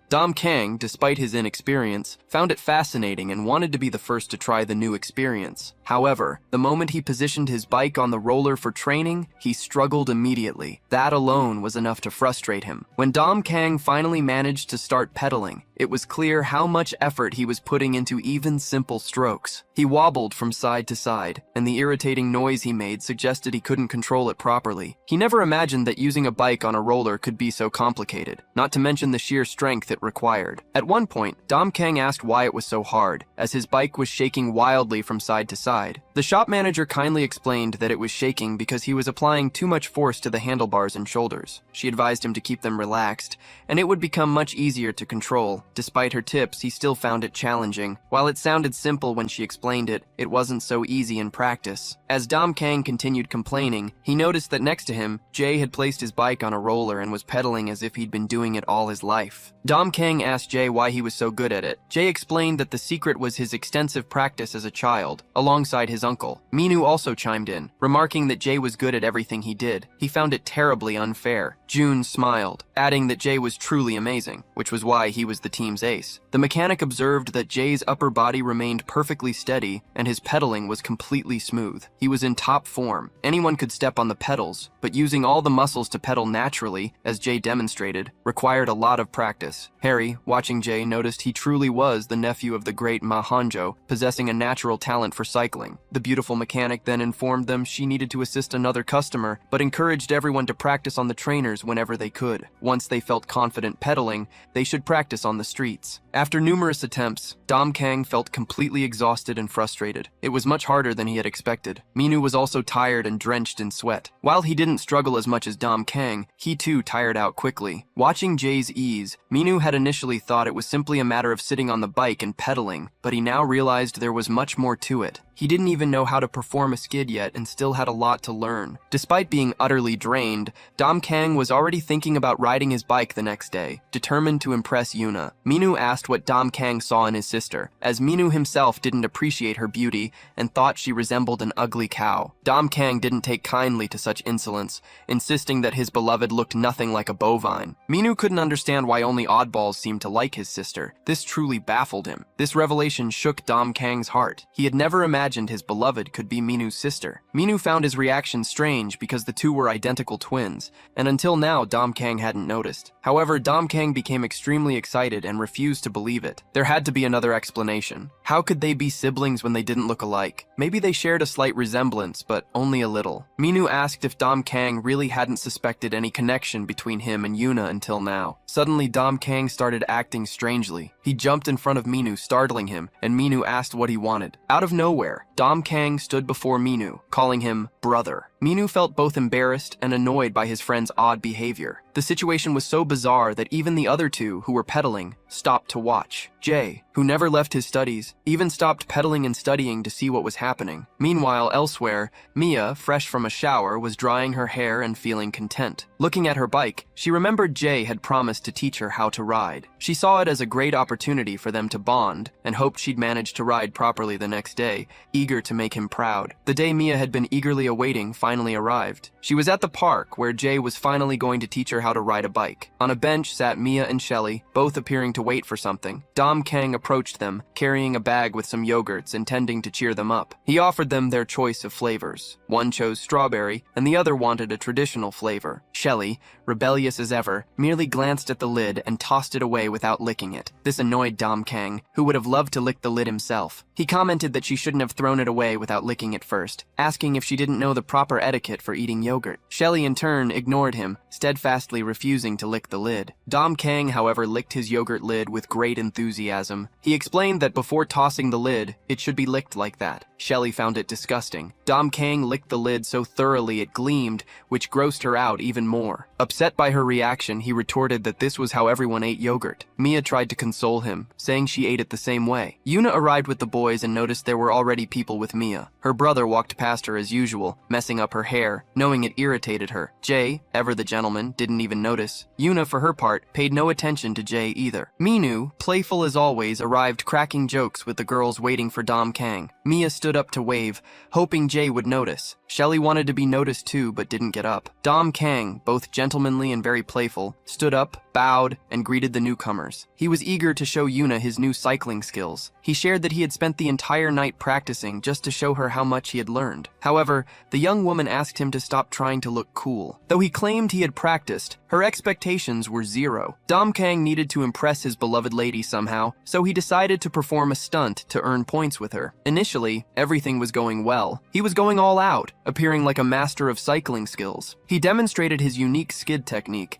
having already mastered a new way to hurt himself. Lacking luck and skill, he failed to execute the long skid. His lack of ability caused a minor accident, which he could feel in his lower parts. After feeling intense pain, Dom Kang couldn't bear it anymore. He quickly dismounted and rolled on the ground like a child. Watching him squirm, Yuna remarked that his training really paid off, as he could now put on bicycle comedy shows. Walking up to him, she said he shouldn't try so hard to make her laugh. Just being himself was enough. Unbothered by the chaos, Mia kept her attention solely on Jay. She approached him, asking if her bike seat was too high. Looking serious, Jay explained that if the seat were too low, pedaling would be difficult and bad for her joints. Mia nodded, promising to get used to his suggested setup. Trying to be sweet, Mia reminded Jay to hold the seat behind her so she wouldn't fall. Preferring not to touch her, he assured her he was holding the bike seat firmly, and they could make their first attempt. Minu stood nearby, enjoying the spectacle, and suggested to Shelley that they do something else. The blonde refused. Though clearly annoyed, Shelley preferred to stay right there. Mia's insecurity was constant. She kept begging Jay not to let go. He told her to stop being scared and try pedaling, pointing out that he was doing all the pushing while she made zero effort. He warned her that tensing her shoulders would ruin her balance, advising her to keep her upper body relaxed. Mia truly had no idea how to ride. She wobbled continuously, pedaling in a bizarre manner, and whenever she lost her balance, she threw herself onto Jay. He repeatedly instructed her to center her weight and stop tensing up, complaining that her stiffness made it harder to help. Feigning embarrassment but wanting his attention, she agreed to try again. With each passing second, Shelley grew increasingly irritated. Jay wasn't paying her any attention. Finally snapping, she muttered she couldn't take it anymore. Minu watched as Shelley marched up to Mia and demanded she stop flirting with Jay. Though Minu was looking straight ahead, his mind was reminiscing about his childhood. He thought about the days he spent riding bikes with his sisters, especially when he taught his youngest sister how to ride. He remembered Yuna teasing him, saying their father bought the bike specifically so he could babysit them. Despite the teasing, he loved cycling with them. He recalled a day when a highly skilled boy rode past them, completely ignoring their presence. His little sister had been amazed by the cyclist's agility. That brief encounter inspired Minu to train hard to match the stranger's skill. Back then, his youngest sister excitedly suggested they chase the boy down. Minu told his sisters to hold on tight as he pedaled with all his might. Those precious memories of them together left Minu feeling calm and serene. Back in the present, Shelley approached Jay and asked if he could teach her to ride, claiming she had forgotten. Sweating and trying to avoid the drama, Jay bluntly pointed out that he had heard her bragging about her excellent cycling skills before. Upset, Mia snapped at Shelley, telling her to stop flirting with Jay so he could get back to the lesson. Unwilling to back down, Shelley asked if Mia was actually there to learn how to ride, or just to spend the entire day groping him. Offended, Mia demanded to know when she had ever groped Jay. She insisted she barely touched him, denied making any inappropriate contact, and ordered Shelley to stop making false claims. Seeing his friend's embarrassment, Minu intervened to defuse the situation. He suggested they switch partners. Minu would teach Mia, while Jay took a break with Shelley. Jay sighed in relief as his friend rescued him, having completely lost track of the girls bickering. Taking full advantage of having Jay to herself, Shelley placed her sunglasses on his face to see how they looked. She then grabbed his glasses, trying them on and asking for his opinion. She couldn't keep them on for long, as the strong prescription lenses made her dizzy. Unamused by her game, Jay handed her sunglasses back and demanded his own pair. Shelley stubbornly refused, declaring she wouldn't give them back. Watching them from afar, Mia felt a deep wave of disappointment. It looked like Jay was having much more fun with Shelley than he ever did with her. Noticing her sudden shift in mood, Minu asked if she was unhappy with her new instructor. The saddened girl shyly replied that it wasn't about him. However, Minu's sister, Yuna, was standing right behind them and disliked where the conversation was heading. Irritated, Yuna demanded to know why her brother was teaching Mia instead of Jay. Minu explained that Jay was tired, so they had swapped places. Grinding her teeth,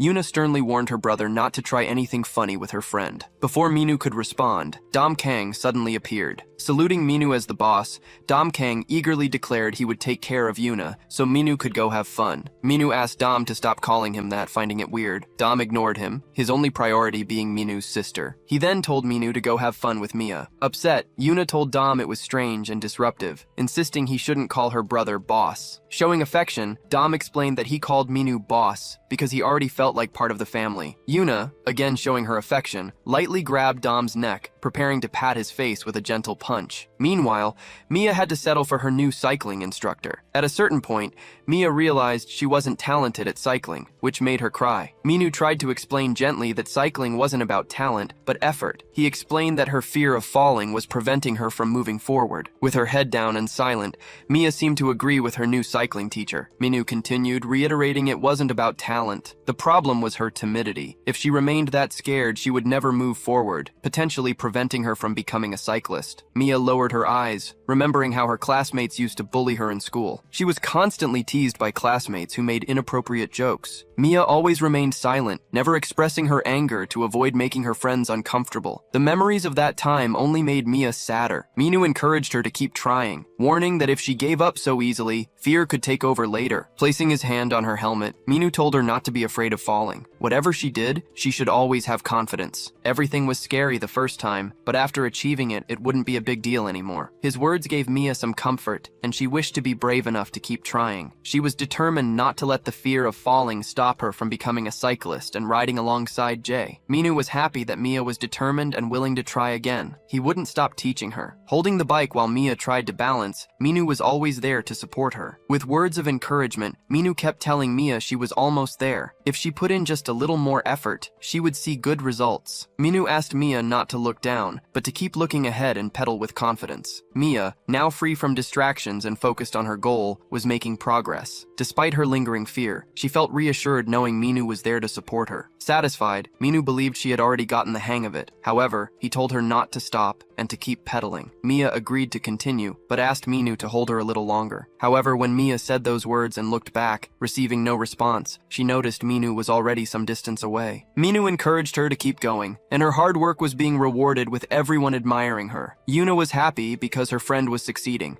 Kang noticed Mia was doing everything on her own. Shelley, with a hint of envy, didn't understand what was so great about knowing how to ride a bike. Everyone knew how to do it. The look of disdain and disapproval that Jay gave Shelley was devastating. Although he didn't say anything, he didn't need to. On the other hand, Minu was proud of the good job he had done. Mia was succeeding because he was an excellent teacher. Mia seemed to have really gotten the hang of it. She could already ride without needing someone to hold her. This made Mia very satisfied. It was progress she had achieved on her own. When Mia arrived back to the group with her bike, Minu told her she now knew how to ride. He added that it hadn't been so hard for her to get the hang of it. Now that Mia knew how to ride, ride, they could all go for a ride together. Mia was very pleased with Minu's recognition for doing a good job and being patient in teaching her. Jay once again looked at Minu and Mia having fun and reprimanded them with just a glance. With an even more disapproving look, Jay told them they seemed quite comfortable and that he was leaving. Minu didn't understand Jay's attitude. That reaction was quite sudden. Jay's behavior caused the whole group to disperse, with everyone going their separate ways. However, Minu's intention had been for them all to stay together and enjoy a bike ride. Mia was also saddened because now that she had learned to ride and could join them, Jay was the first to want to leave. Yuna said it was a shame, but since everyone was leaving, she thought they should go too. Mia, satisfied with her progress, said it had been fun, but she also needed to go. Yuna looked to the side and noticed that Kang hadn't said anything. She asked if he wasn't leaving, and he replied that he would walk her home. Yuna thanked him, saying she would take a taxi. Dom then insisted he would accompany her until she got one. Yuna walked ahead and Dom followed behind, keeping watch. At a certain point along the way, Dom was very tired. He asked Yuna to keep an eye on the bike because he was going into a convenience store to get something to drink. Dom said he'd grab something and asked if Yuna wanted anything. She just wanted him to stop following her, finding it very annoying. Some boys were passing by, upset about having missed something. One of them just wanted to head home peacefully. One of them said he'd be back soon, as he was just going to the convenience store, leaving the other three behind. They were annoyed because their school was the only one in the area that made them study even on weekends. While waiting for their friend to return,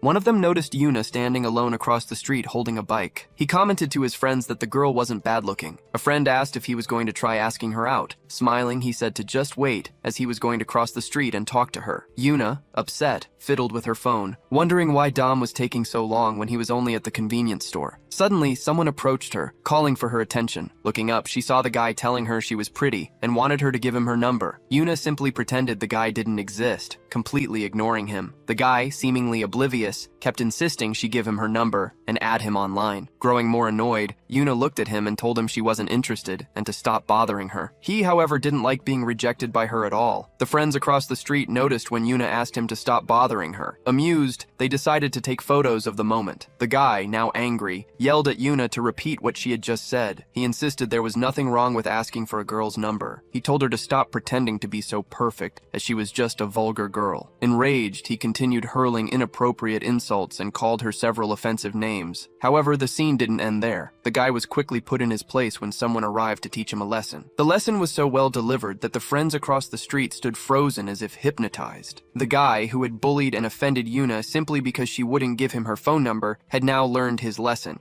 Kang was the one who delivered the disciplinary lesson, making the guy understand that he shouldn't treat people that way. Taking off his cap, Dom revealed a furious expression, making it clear he wouldn't tolerate anyone approaching Yuna disrespectfully. The bully from earlier was now knocked out on the ground after learning the hard lesson. The friends on the other side, not fully understanding what had happened, were already upset, blaming Yuna for everything. Yuna also noticed their stares and started trembling, as she knew the situation wasn't going to end well, especially since Kang didn't seem to be in a good mood and wouldn't hesitate to discipline the other two as well. One of the guys on the other side stared at Dom, thinking Dom should be scared since there were two of them. Kang moved so quickly that they didn't even realize he was already educating him. The guy had to be taught a lesson. He needed to respect women, and for that, Kang was there, ensuring such behavior wouldn't go unpunished as he taught the guy a lesson. Little by little, the guy seemed to understand that he shouldn't bother girls who didn't want to talk. Dom was a specialist in disciplining people who didn't respect his dear Yuna. Yuna, on the other hand, was yelling at Dom to stop, not wanting him to get into trouble. Still, Dom continued teaching the guy a bit more because his manners were completely unacceptable. Then Dom looked at the next one, as there were three of them, and he had only disciplined two. The third one, trembling and sweating, knew the lesson might soon be his turn. That's when Yuna pleaded again for Dom to stop. She was terrified they might get into more trouble. Yuna and Kang walked back in silence. She was still angry because he had fought, and he was upset because he couldn't stop himself. At one point, Yuna said she would take a taxi home from there. Dom asked if she was upset just because he had resolved the situation earlier. Yuna said yes, reminding him that she had already asked him not to go around disciplining people. Dom asked if she expected him to just stand by and watch the guy being disrespectful. Yuna replied that he he didn't need to act so abruptly when teaching people lessons. Frustrated, Dom asked if she really thought he should have done nothing, if she preferred he just stood there and watched. Yuna fell silent for a moment. She knew she was wrong, but didn't want Dom to intervene in her matters. It was then that Kang told Yuna that, for a girl who grew up like a princess, she probably thought he was like everyone else. Walking away from Yuna, Dom said he genuinely hoped she got home safely. The guy from the convenience store, who had run away and left the shopping bag behind, was on the phone. He seemed to be calling reinforcements, explaining what had happened to his 3 friends. Trouble had been set in motion as he recounted the incident to a close friend. However, these were friends of Vinny, who was known for being a troublemaker and instigator of conflicts. The guy on the phone said he understood, assuring them they would take action. Vinny's best friend was informing Vinny about the situation. Some guys were bothering his friends. Vinny didn't like the news at all, put out his cigarette, and decided to check out the situation himself. The guy who had made the call quickly returned to his 3 friends, who were sitting on a bench. All of them seemed upset and sad after being disciplined. They even thought it was a bit unfair to have been caught in a disciplinary act. The only one among them who hadn't faced any consequences told his friends they shouldn't have been bothering the girls. He explained he was only fine because one of the girls had kicked him. The guy who had caused all of this then called him a coward for running away. The instigator then asked why Vinny and Sung had been called at a time like that. He added that it was embarrassing if everyone found out the 3 of them had been disciplined by just one person. Just then, Vinny arrived and ordered the instigator to take his hands off the boy. The guy was so startled that he fell to the ground. Sitting on the ground, the instigator looked up and realized it was Vinny, whose imposing voice had caused him to fall. Vinny wanted to know where the boy in question was, repeatedly asking the instigator on the ground. The boy replied that when he woke up, the person had already left. Vinny then lectured the boy, telling him not to go around saying they were from the same school because it was embarrassing. Sung concluded that the person who had taught them a lesson was just a student. One of the 3 who had also been put in their place said he wasn't sure, but described someone with long hair and a band-aid under their nose. Beyond the long hair and band-aid, they couldn't remember anything else. However, one of them had something more useful. When the boy tried flirting with the girl, one of his friends, thinking it was funny, took a photo. So, they had a picture. They assumed the girl with the bike was his girlfriend. However, the photo quality was quite poor, making it difficult to identify anyone. Sung wanted to know what they could do with the girl's photo. The boy in the photo, who had been rejected by the girl, was irritated to see that someone had taken pictures of him. Vinny, after analyzing the photo and the bike, realized he could use it to find out more. Vinny asked Sung to send him the photo, explaining he had an idea of what to do. With the photo now on his phone, Vinny decided to call an old friend. This friend was training on a treadmill with his bike, aiming to reach higher speeds. When the friend heard the phone ring, he immediately grumbled that he hated being called while training. He momentarily paused his workout, wiped off some sweat, and answered the call. Seeing Vinny's name, he became annoyed. However, Vinny told him to shut up and just look at the photo. Vinny then asked for his friend's attention, explaining that someone on his team might be using that bike. TJ responded that he had never seen anyone on his team using that kind of trail bike. TJ then wanted to know why Vinny was sending him the photo. Vinny explained that he was looking for a guy with long hair and a band-aid under his nose. TJ pondered who it might be. After considering the description of the long hair and the band-aid,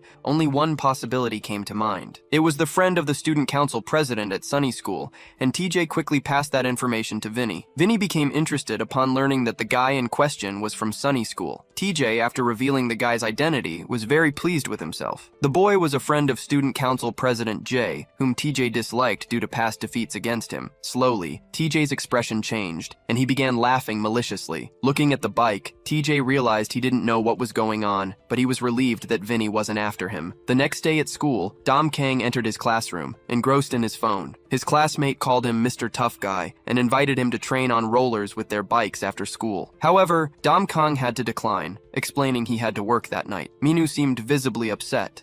Kang, his friend, then offered to train alone later if he could get a break from work. Jay told Minu to stop coming into his classroom. Minu countered, stating the classroom wasn't Jay's. It belonged to everyone in the school and was meant to be shared. Jay replied that he didn't go into other classrooms because he had no reason to. Their classmates were already gossiping that the two were having another couple's quarrel, fueling rumors they believed to be true. Shelley quickly approached Jay and snapped a picture before he noticed. Jay didn't like it and asked what she was doing. She said he was handsome and told him she planned to tell her friends in England that she had found a guy she liked. She explained she needed the picture to convince them he was her boyfriend, then asked if he was okay with it. Jay immediately said no. However, she showed him that she had already posted the selfie of the two on her profile. She showed him the picture again, adding it was a shame because it was already online. Mia was arriving at the classroom, satisfied because she and her friend Yuna had plans to see a movie the next day. Yuna, upon arriving, stared at Kang, who didn't look particularly happy to see her either. The two girls passed by without saying much. Even Kang, who usually seemed pleased when seeing Yuna, wasn't like that this time. Later, to distract himself, Dom said he was tired and would take a nap, precisely to avoid any questions. Minu noticed the tension. Neither Dom nor Yuna was communicating. Mia also noticed, asking Yuna if something had happened between her and Dom. Yuna looked very sad, prompting Mia to ask if they had fought. Clearly upset, Yuna replied, "It's nothing." Looking at Dom, slumped over the table and napping, Yuna added, "We aren't close enough to even fight." Outside, Dom's guard dog was keeping watch over his bike. When Dom arrived, the dog became very excited, especially when called by name. Kang had named his dog Jordan. He thanked Jordan for being a good bodyguard and watching the bike. Dom told Jordan that he would skip class and go home early. However, as soon as Dom unleashed Jordan, the dog bolted away. Dom had to grab his bike and chase after it. No matter how loudly Dom shouted Jordan's name, the dog wouldn't stop, drawing the attention of many people. Once the commotion was resolved, Dom tied Jordan to his backpack and carried the dog on his back. Everyone stared at Dom, riding his bike with a dog that size strapped to his back. Kang told his friend Jordan, "Please don't run away again, it's dangerous and someone could hurt you." At the end of class, everyone was saying their goodbyes. Meanwhile, the three guys from the previous day's incident were watching, hoping to spot someone leaving the school. Since they attended a different school, they waited outside Sunny, hoping to find the boy. However, the boldest of the three didn't find who he was looking for, but he noticed from afar the girl he had tried to flirt with the day before. Yuna was walking with her friend Mia. Yuna looked very downcast, as Dom, who usually cheered her up, had left class early. The troublemaker smiled when he saw Yuna and reported it to his friends. Meanwhile, Mia was trying to talk to Yuna about Dom, noting he was acting differently that day. Mia tried to see if Yuna could explain what had happened, but Yuna simply said it wasn't the first time Dom had skipped class. Yuna told Mia not to worry, assuring her Dom was probably fine. Mia replied that she hoped so. Yuna remained quiet as she walked with Mia until the two were approached by the three guys. One of the guys asked Yuna if she remembered them. Mia, scared, asked Yuna who they were. Meanwhile, at the WD club where Dom worked, he was using some free time to practice his cycling tricks. His bodyguards were timing Dom. Dom was breaking record after record, pulling off amazing tricks in record time. It was clear Dom was taking cycling seriously. He wanted to impress his friends and join a team. That's why Dom was working so hard. He was already getting the hang of the standing maneuver, though he still found it very challenging. That's when Dom's phone rang. He found it odd. Who could be calling him at that hour? Dom took his phone from his pocket to see who it was. It was Mia, and she sounded terrified. Realizing it was Mia, Dom grew alarmed. She was crying, screaming for him to help Yuna. Yuna was being harassed by those boys from the other day, and Mia didn't know what to do. Hearing this, Dom's expression completely changed. Even his bodyguards noticed something was off with him. One of the bodyguards called out, saying it was time, but was startled when Dom just grabbed his bike. Dom sped off at full speed, his face bearing an intense expression. The bullies were pressuring Yuna to give them Dom's phone number. They told Yuna there was no point in trying to protect her boyfriend, because they would eventually find out where Dom was. Yuna told the bullies they had issues, first starting trouble, and now chasing after Dom. Yuna warned them that if they kept this up, she would call the police because they were being a nuisance. One of the guys sarcastically warned Yuna about what would happen the next day if she really called the police. Mia was already very distressed by the situation and wasn't used to dealing with this kind of thing. Quietly, Mia told Yuna that she had already called Dom and that he was probably on his way. Yuna widened her eyes in shock. She didn't want Dom to get into trouble, especially when she saw who was there. Vinny was trouble personified. He hardly seemed like a normal person. Wherever he showed up, chaos followed. And judging by Vinny's look, he was eager for trouble. He must have orchestrated the whole thing just to confront Dom. And now Mia had handed Dom over on a silver platter to those bullies. As soon as Dom's bodyguards saw him leaving at high speed after answering a suspicious phone call, they didn't think twice about chasing Dom, but they got stuck at a traffic light. With them was also Jordan, Dom's loyal dog, who still couldn't understand how Dom could be so fast on that bike. In the meantime, Dom's father called to ask what was happening. They informed Dom's father that after receiving a call, Dom had suddenly dashed off in the direction of his school. Pedaling as fast as he could, Dom reached an incredible speed, even losing his cap along the way. As Dom Kang pedaled, many thoughts raced through his mind. He had to make it in time before anyone did something bad to Yuna. He felt guilty, especially since they hadn't spoken all day, and needed to get there as quickly as possible. Past memories surfaced as he pedaled. He recalled a time when he had a very different look, though his mustache had always defined his personality. He remembered being at work, standing at the door of a club, when he saw a man holding a girl. Dom Kang intervened, asking the man to let her go, but the rude man insisted on grabbing her arm. Another young man approached and told the man he was being disrespectful, adding that his father wouldn't be pleased to know how he was handling things. The man quickly greeted the young man and apologized, promising he wouldn't do it again. The girl briefly glanced at Dom Kang, who was also looking at her. That was the first time he noticed Yuna, and the first time she saw him. On the first day at Sunny School, Dom Kang was still on crutches, seemingly with a broken leg. People whispered about him, saying he must come from a high-ranking family or know someone important. While he was standing and checking his phone, Yuna appeared and asked if he was the mustached guy from the club. That's when they realized they would be in the same class. She asked him how he had the nerve to come to school like that and told him to stop dyeing his hair and start dressing properly. Dom Kang asked her who she thought she was to tell him how to act. Annoyed, she kept staring at him. Dom Kang then stood up and asked her to give him a moment. In secret, he asked her not to tell anyone, neither the students nor the teacher,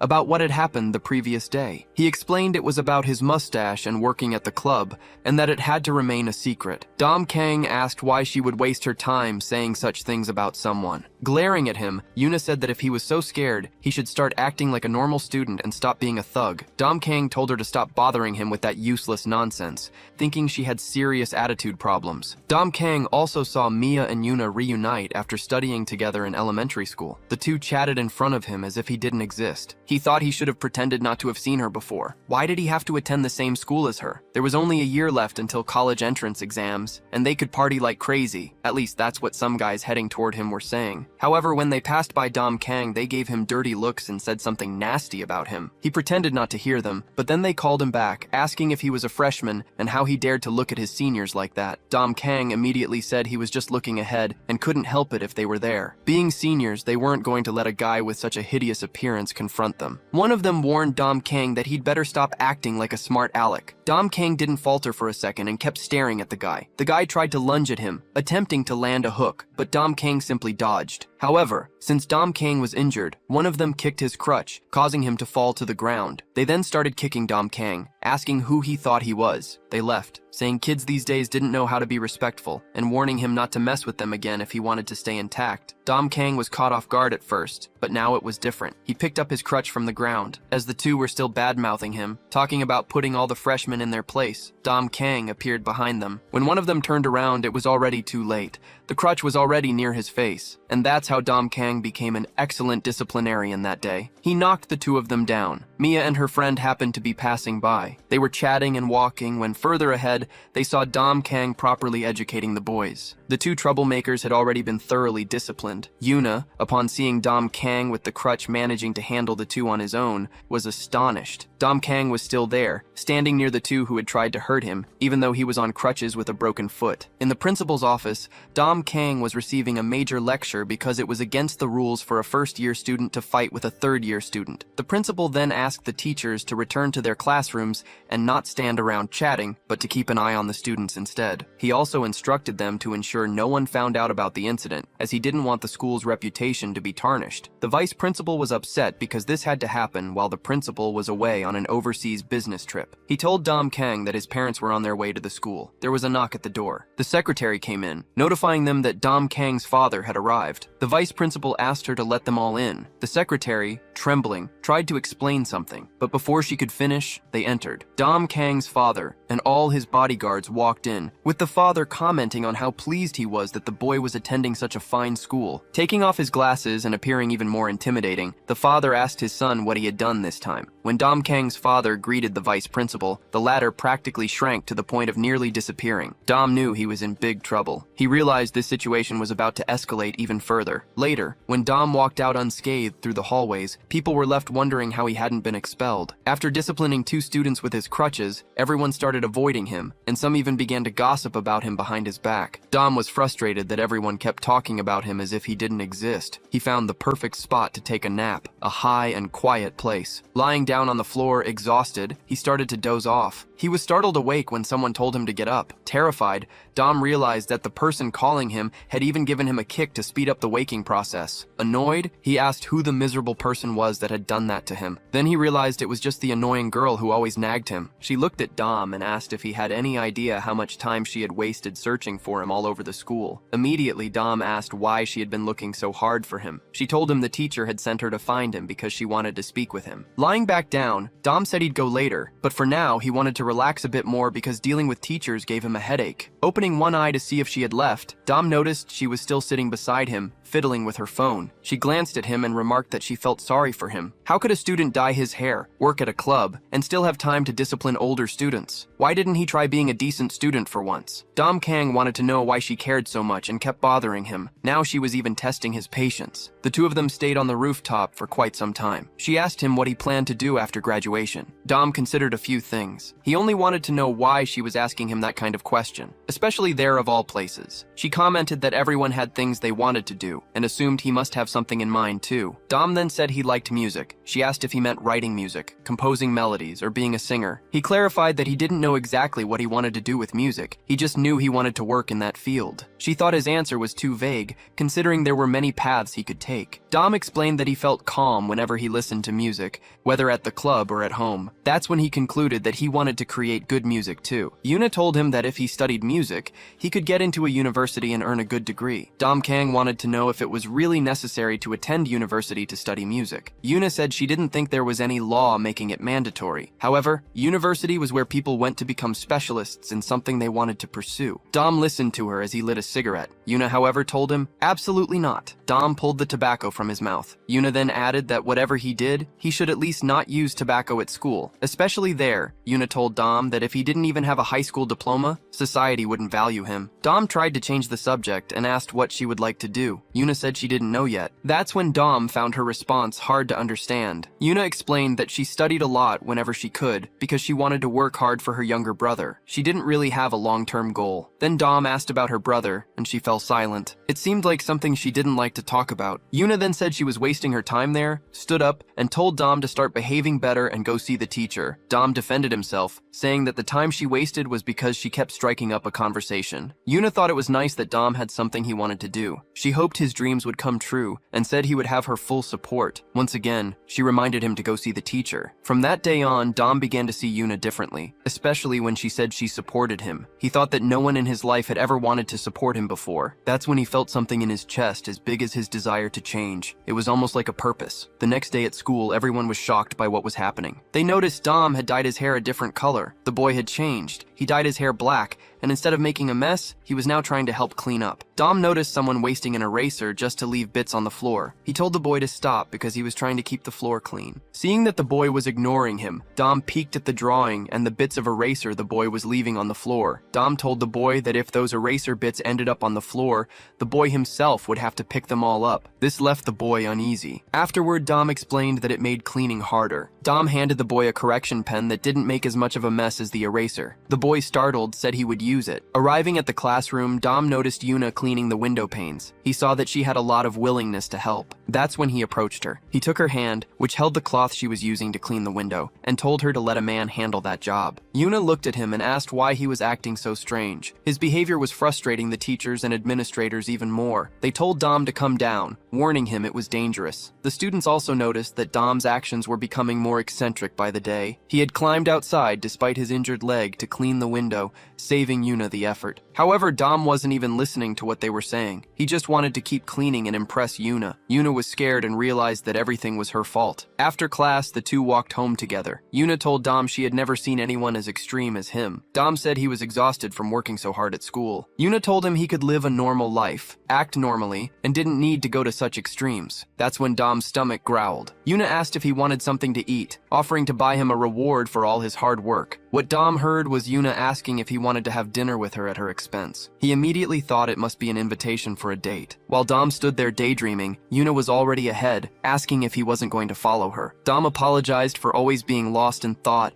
and asked Yuna what they were going to eat. As a guy bumped into Dom roughly, Dom apologized, even though the other guy was clearly at fault. Still, the guy wasn't satisfied. He demanded to know what Dom was going to do about his uniform. These guys were clearly TJ's lackeys. Dom Kang asked why that would be his problem. Yuna whispered to Dom not to dare try to teach anyone a lesson, or she would never speak to him again. She took charge of the situation and told the boy they would pay for dry cleaning. The boy said that wasn't enough. He'd need a new uniform, which would cost 300,000 won. Yuna told the boy to give her his account number, and she would send the money immediately. That's when Dom told Yuna to wait, suggesting that instead of money, the lackeys could take his pair of limited edition shoes instead. Dom mentioned how difficult it had been to negotiate that pair of sneakers with the rapper. He explained they were a super rare Jordan V1 series pair, supposedly worn by MJ himself, and they were in men's size. Dom added that they would definitely prefer these over money. One of the guys asked if they were fake, but upon closer inspection, the placement of the pores, the stitching on the back, and the quality of the logo made the sneakers look authentic. Yuna couldn't understand what was so special about a pair of shoes. She truly didn't get boys. The guys found it intriguing and were satisfied. The sneakers were very stylish and would fetch good money if sold online. They tried to use the sneakers as payment to apologize for touching Yuna. Yuna was pleased with Dom, as he resolved everything peacefully. That's when Dom told Yuna he planned to graduate high school without causing more trouble. He said he now had more reasons to leave the clan. Yuna responded that it was good and that she'd buy him anything he wanted to eat. Dom said he wanted to eat chicken, but then he grabbed his phone and messaged his bodyguards, informing them about what had happened. Upon hearing this, Dom's bodyguards quickly dealt with the boy carrying Dom Kang's sneakers. The guys were walking away, joking that they should mess with more losers to get things like they did that day. However, around the corner stood Dom Kang's bodyguards. Just seeing them made the boys freeze in fear. The bodyguards demanded the sneakers back, warning that nothing bad would happen if the boys complied. After the boys handed over the sneakers, some commotion and noise ensued. A short while later, the boys were found tied to a tree by their heads, crying, probably from sheer emotion. Dom Kang, pedaling away, thought he had broken the promise he made to Yuna a long time ago. He pedaled as fast as he could, passing Minu and Jay along the way. However, Dom didn't even notice Minu and Jay, as he was in too much of a hurry to handle the situation. Minu, noticing Dom, found it odd and wondered where he was going with such urgency.